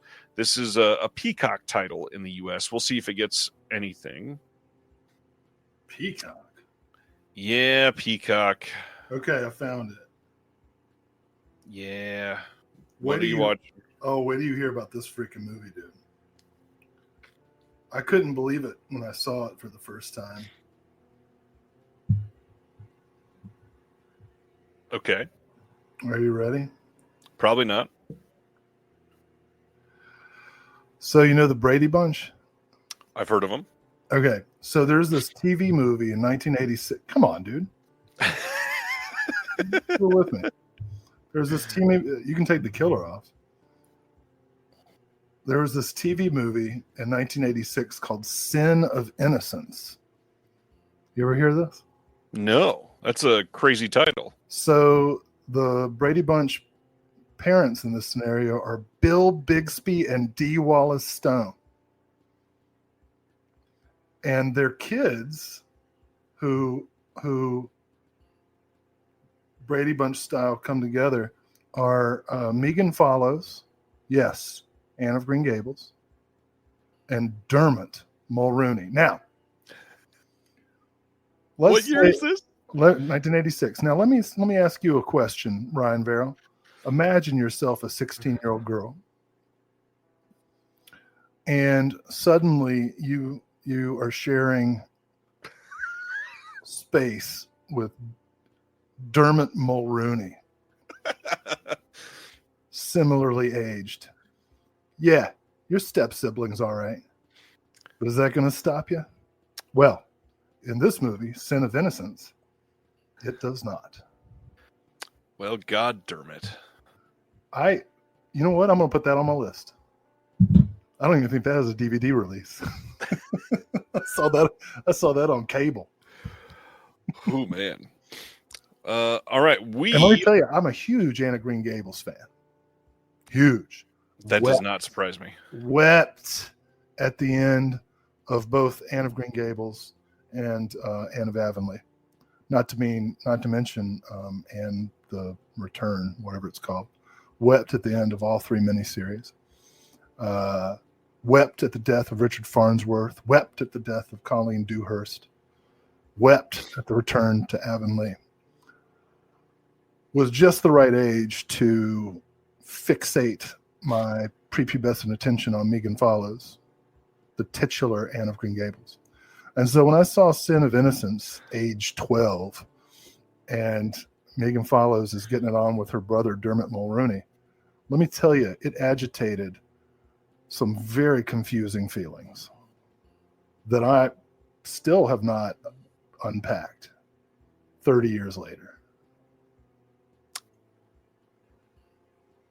Yeah, all right.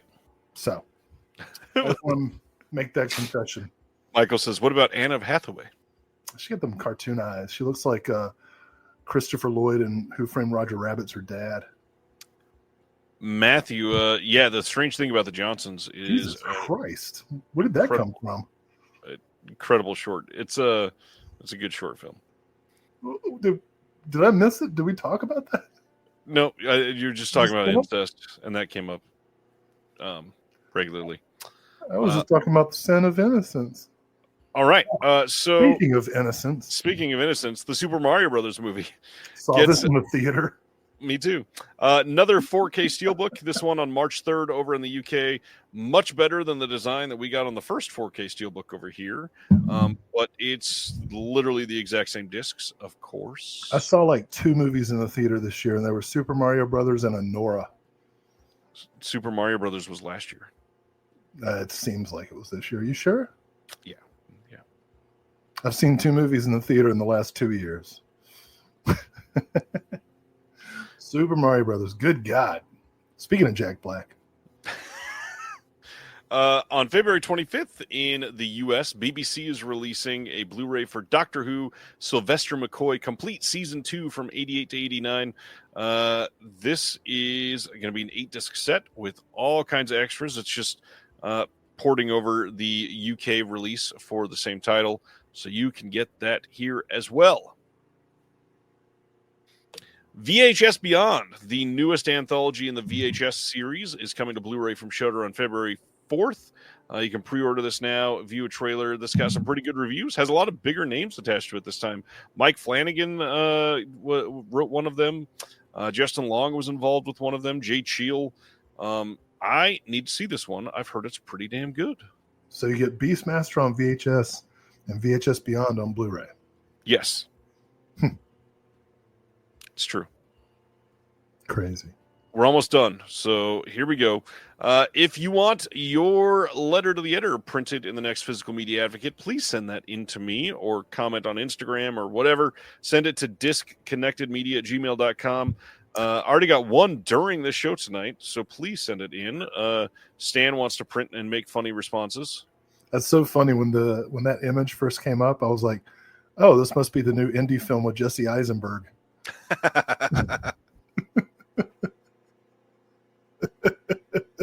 But no, it's the Physical Media Advocate. How many, what issue are you on? We are about to release number 15. Holy cow, man.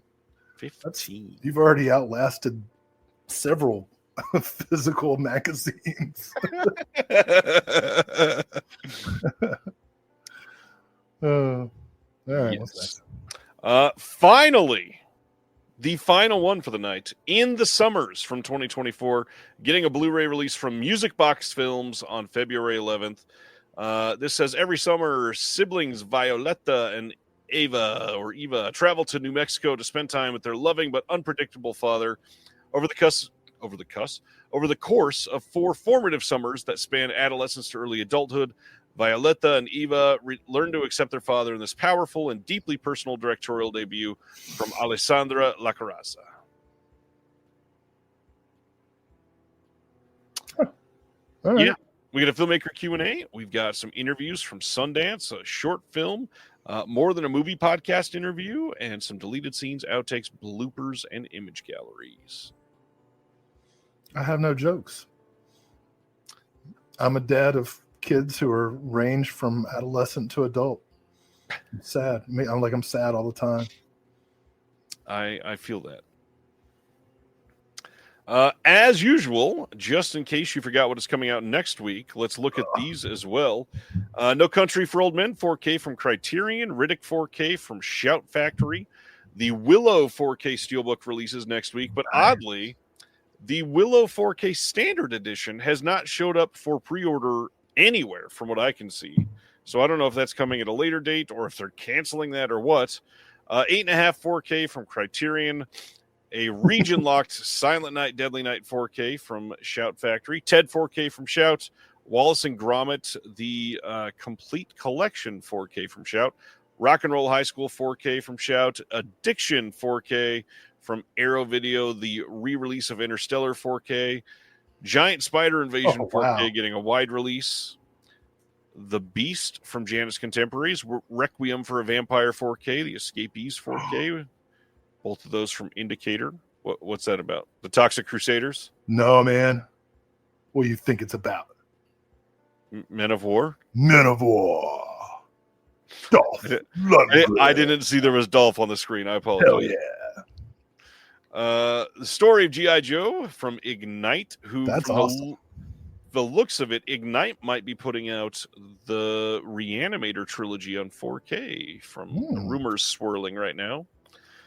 Troma doing Toxic Crusaders, the series that's been remastered, coming on Blu-ray. Yeah.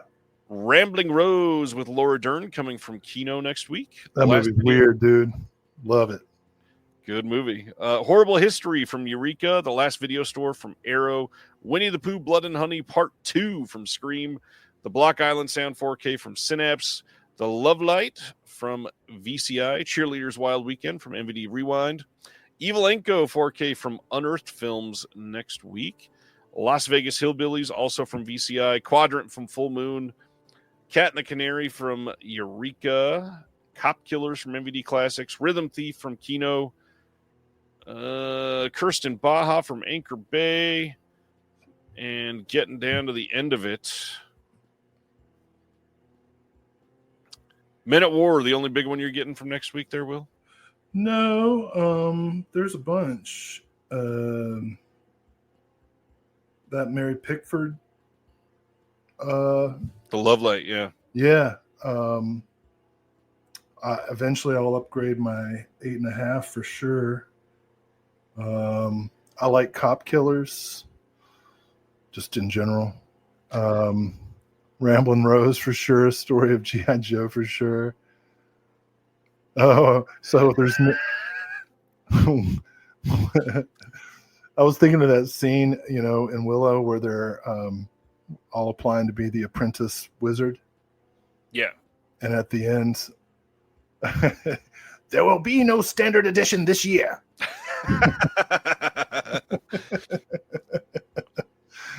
Yeah. Oh, Rock and Roll High School 4K. I already got the pre-order in for the Addiction 4K. So, yeah. Yeah, I'm stoked on the Addiction 4K, and then definitely No Country. Favorite Abel Ferrara movie, as I've said before. And speaking of that, The Addiction was written about in issue 14 of the Physical Media. Go check it out. And Crit is in it as well, who is here in the chat. What's going on, Crit? Nice.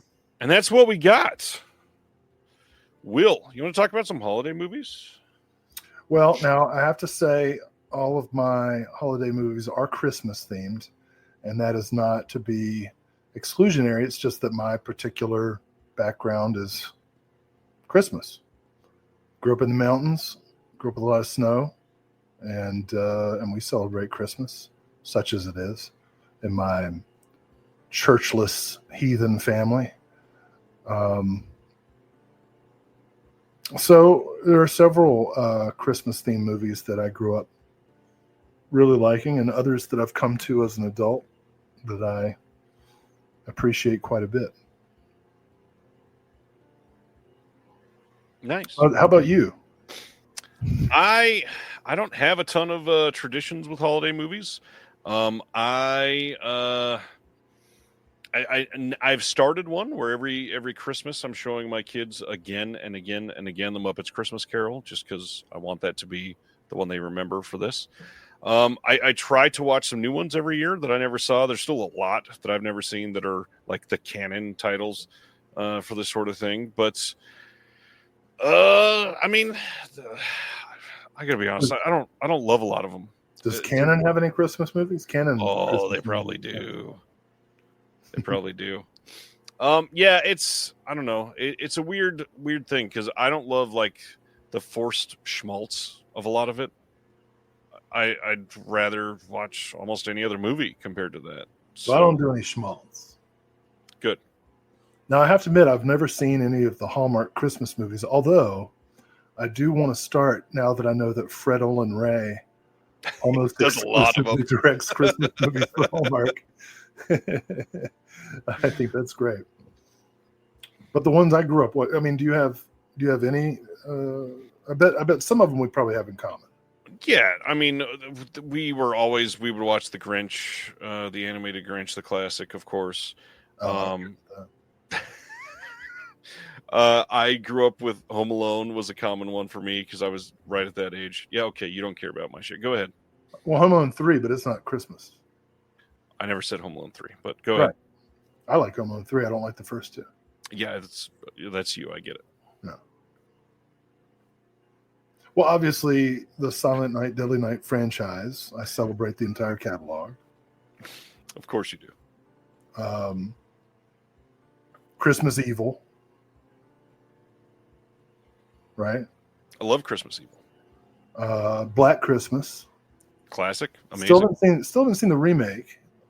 Neither one of them? There's two remakes?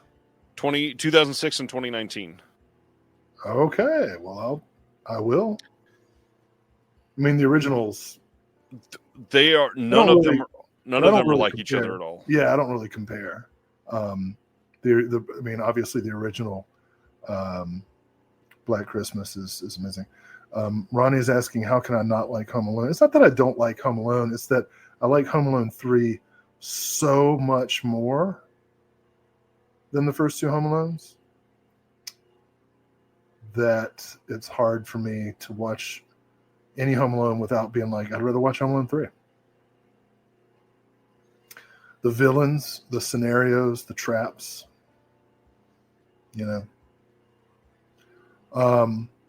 obviously I'm sure we're both big Gremlins people. Of course. Show my kids that either last year or the year before. Angel Q. Henry just got done watching The Family Stone. I actually saw that in the theater. Didn't hate it.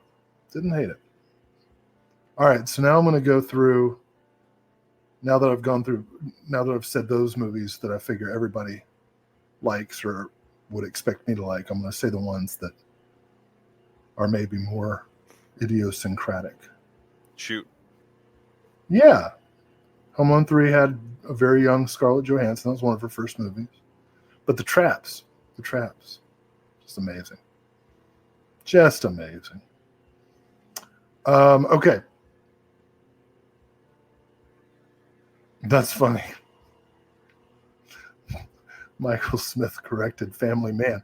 I don't even know what that is. I saw the Family Stone, though. Well, Family Man or Family Stone was my mom saying that she watched that. He was saying that he watched Family Guy and then changed it to Family Man. Oh. I didn't see the names. Okay. Well, me and your mom are down. Thanks, Dad. All right. Here are, by great demand, my favorite Christmas movies. I like Bad Santa.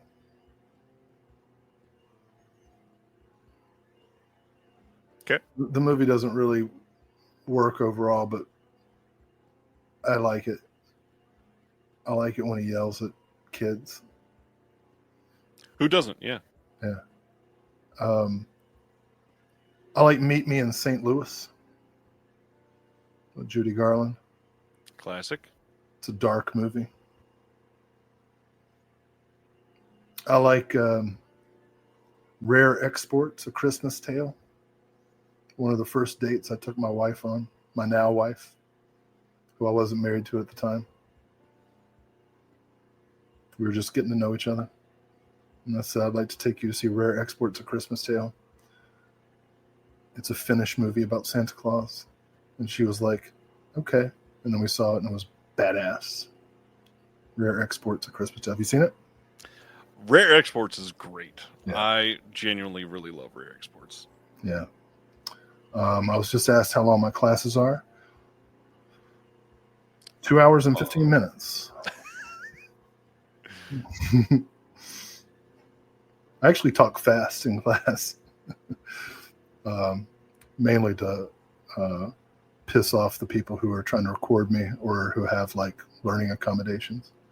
And my two very favorite Christmas movies, neck and neck, 1 and 2, maybe 1A and 1B.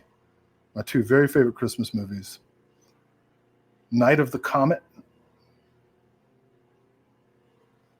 and Four Christmases. Four Christmases is pretty good. With Reese Witherspoon and Vince Vaughn, who reportedly did not get along because she liked to learn her lines and he was in the throes of a period of his life. Right. But the movie turned out great. One of my favorite Robert Duvall performances of all time. Definitely top 5 Robert Duvall.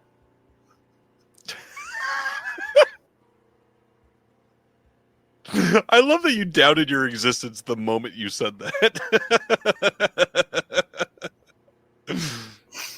My second favorite John Voight movie. What's number 1? Deliverance, dude. Okay. I was waiting to hear like National Treasure. No, I've never seen that one. So those are my Christmas movies. I mean, there are others, but those are my favorites. Not bad picks. Not bad picks. And you have the Muppet? That's the main one that I'm leaning on now because every year I'm trying to watch new stuff that I missed. Well, I guess what's that movie? The Passions of Carol that'll be a new favorite.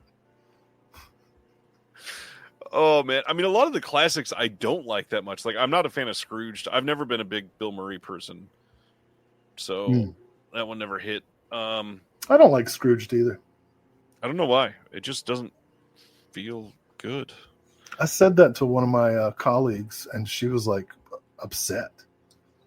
She's like, "How can you not like Scrooged?" And I was like, "Same way I can not like you." Like, gatekeeping bad person. No, I like her just fine. I don't have to anymore. What else? I like a lot of animation. I know that you're not as big into animation as I am, but a lot of those, I still watch. Like what? I like Mickey's Christmas Carol. That's cute. And I like the Muppet Christmas Carol. Muppets is an animation. More like the Grinch. I like the Grinch. Classic Grinch. The Peanuts Christmas special they did. There is one or two others that we've done. You know which one is surprisingly good? Did you watch that? Justice League Christmas. I think it was called Klaus that came out just a couple years ago, animated on Netflix. It was really well made. And then Kurt Russell did a Santa Claus role in a Netflix film just like 5 years ago. It's surprisingly good too. Me and my wife ate a bunch of mushrooms and watched that.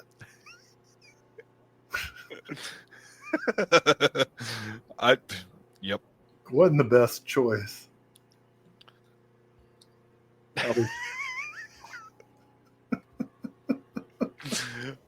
I don't remember. Probably should have just watched nothing and listened to music instead, but we decided to watch fucking Kurt Russell. Reminds me, last year, I think it was on Christmas Eve, and this is going to be like the worst way to spend Christmas Eve. So don't tell the wife that I shared the story. We waited until the last minute to wrap all the kids' gifts, and so it was Christmas Eve, and we set up in the living room, and I think she had fallen or just pulled her back or something, and had gotten like full-blown muscle relaxers because her back was that bad. And so we sat down on Christmas Eve to wrap all these together while watching The Iron Claw, and she took 2 muscle relaxers, and by the second present was literally like full-blown asleep, handing me pieces of tape and not making it to me while The Iron Claw is playing and people are dying on film. And yeah, that was a weird one. We're watching that Santa Claus movie all fucked up, and things are happening, and she's like, what movie is this again? And I'm like, Breakdown, I think. Breakdown. It's Escape from LA. I like Escape from LA. It's fun. It's what's about to happen. Movie. It's what's about to happen. It's so weird that Matt Gaetz was in that movie so ahead of time. It's funny. So I teach this course in media history from oral communication to digital media, And you think about, if you believe scientists, human beings have been on Earth for about 200,000 years, right? And if you think about modern mass media, like the first print newspapers, that's about 350 years. So in 350 years, we've gone from newspapers, like the first commodification of information as a commercial product, to we're cyborgs now, right? Like we're constantly interacting with screen media.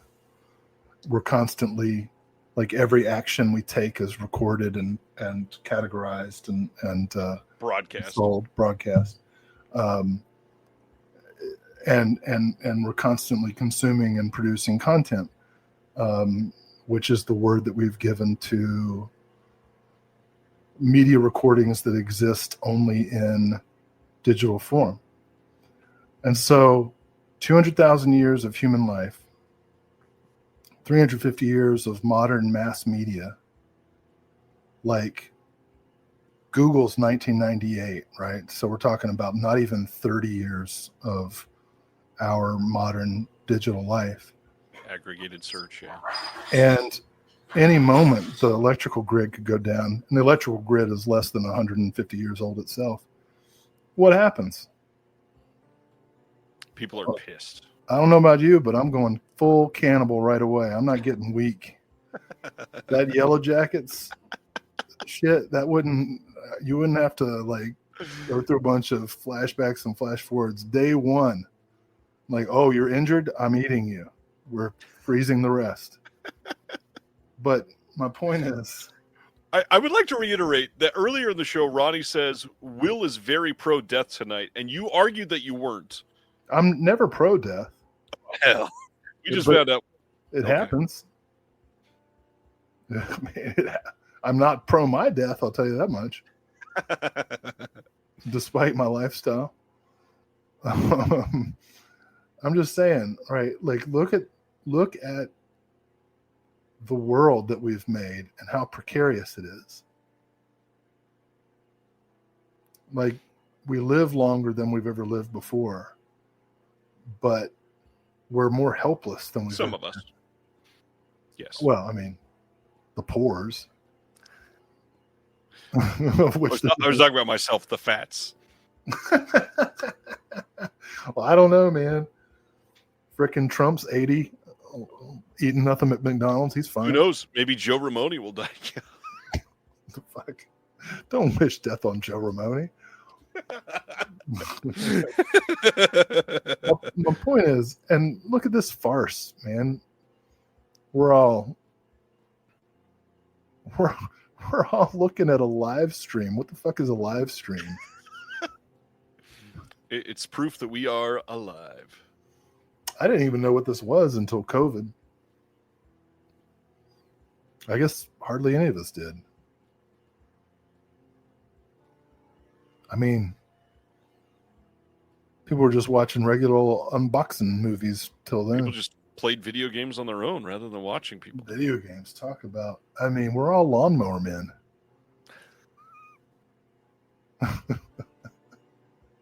Talk about the Matrix. This shit's voluntary. I don't know.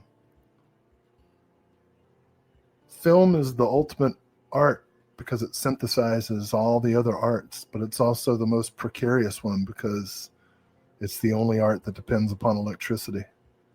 Sure does. The grid goes down, all the theater kids will be fine.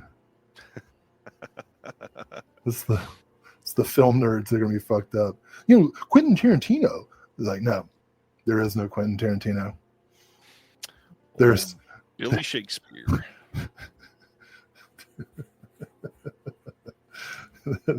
There's only Shakespeare. That's funny. Shakespeare is like the Quentin Tarantino of the Renaissance.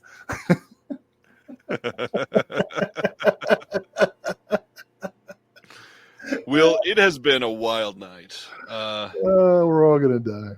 3.5 hours of existential dread that is pro-murder. I'm not pro-murder. That's not what I heard. Some things just have to be done. You know, some mysteries run deep. I don't think. On that note, that was perfect. Can't wait to do this again with you next month in a brand new year. We will be in 2025 next time you are here. One more thing to talk about tonight. I got one more thing too. Okay, take your one thing. Well, if you haven't gotten enough of listening to Ryan and me talk, you can listen to Ryan and me talk with Chris Statue, who just emailed us about Bride of Chucky on the Culture Cast. And if you are a real glutton for punishment, you can listen to just me talking with Chris Statue about The Craft. If you want to know what I think about feminism, both up on the Culture Cast, weirdingwaymedia.com. And another one with Will premiering in the next couple weeks, actually. Can I say what it's about? Yeah. Miracle on 34th Street.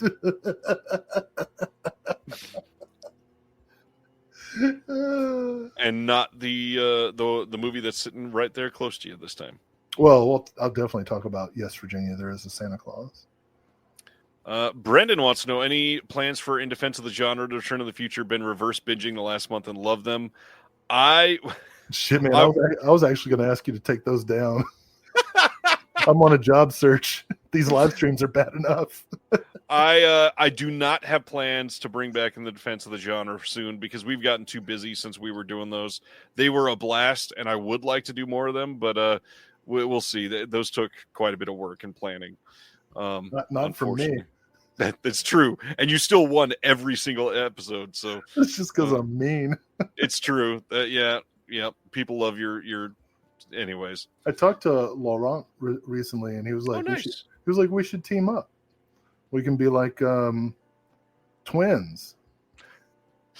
You know that movie, Twins? Yes, I know the movie with Arnold Schwarzenegger and Danny DeVito. I was going to say speaking of, but it means nothing. One last thing. We've not said this publicly that it was happening. Shelf Shock Rewind Awards Volume 3, of course, is about to happen. You'll be able to vote throughout the entire month of January. The actual award ceremony will happen in February, just like the last couple years. It will be the week after the Super Bowl. So this year you can set your clocks. It will be on February 16th at 8 p.m. Eastern. I think it might be 7 p.m. Eastern that we did it last year. So we're probably going to do the same time. It's going to be incredible. We're going to be announcing the new co-host here in the next couple weeks. And we're going to have some different categories this time. Already got some stuff planned that people are going to love. Cannot wait to share. These last couple of years doing this has been really, really important, really incredible. The label's actually respecting it, and cannot wait to see what people vote for this year. Shelf Shock Rewind Awards 2024 happening in February. Any last words, William? That's ominous. It is. Okay, his last words were, that's ominous. Thank you all for watching. Have a good week. Be safe, and hope you have a good rest of your time tonight. I know it's late. Make good choices. We all love you. See you later. You missed. Thank you for listening to the Disconnected Podcast. There's one big thing that you could do to help the show, and that is to leave a rating and review on the podcast service of your choice. Thank you.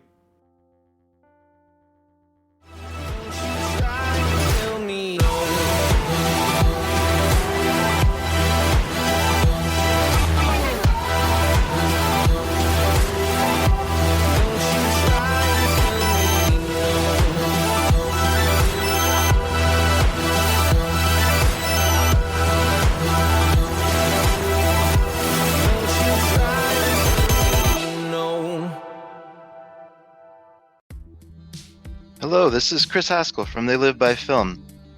For those that don't know us, Adam, Zach, and we built a podcast over the last 2 years that's a combination of film discussion from 3 very different perspectives, as well as industry interviews with the leaders in boutique Blu-ray and 4K community. We started with Dev Crocodile, but over time we've been lucky enough to speak with Arrow Video, Severin, Mondo Macabro, Vinegar Syndrome, Radiance, Indicator, most of the OCN partner labels. It's been a blast. You can find us wherever you podcast, and also actually recently as part of Someone's Favorite Production Podcast Network. We hope to see you online.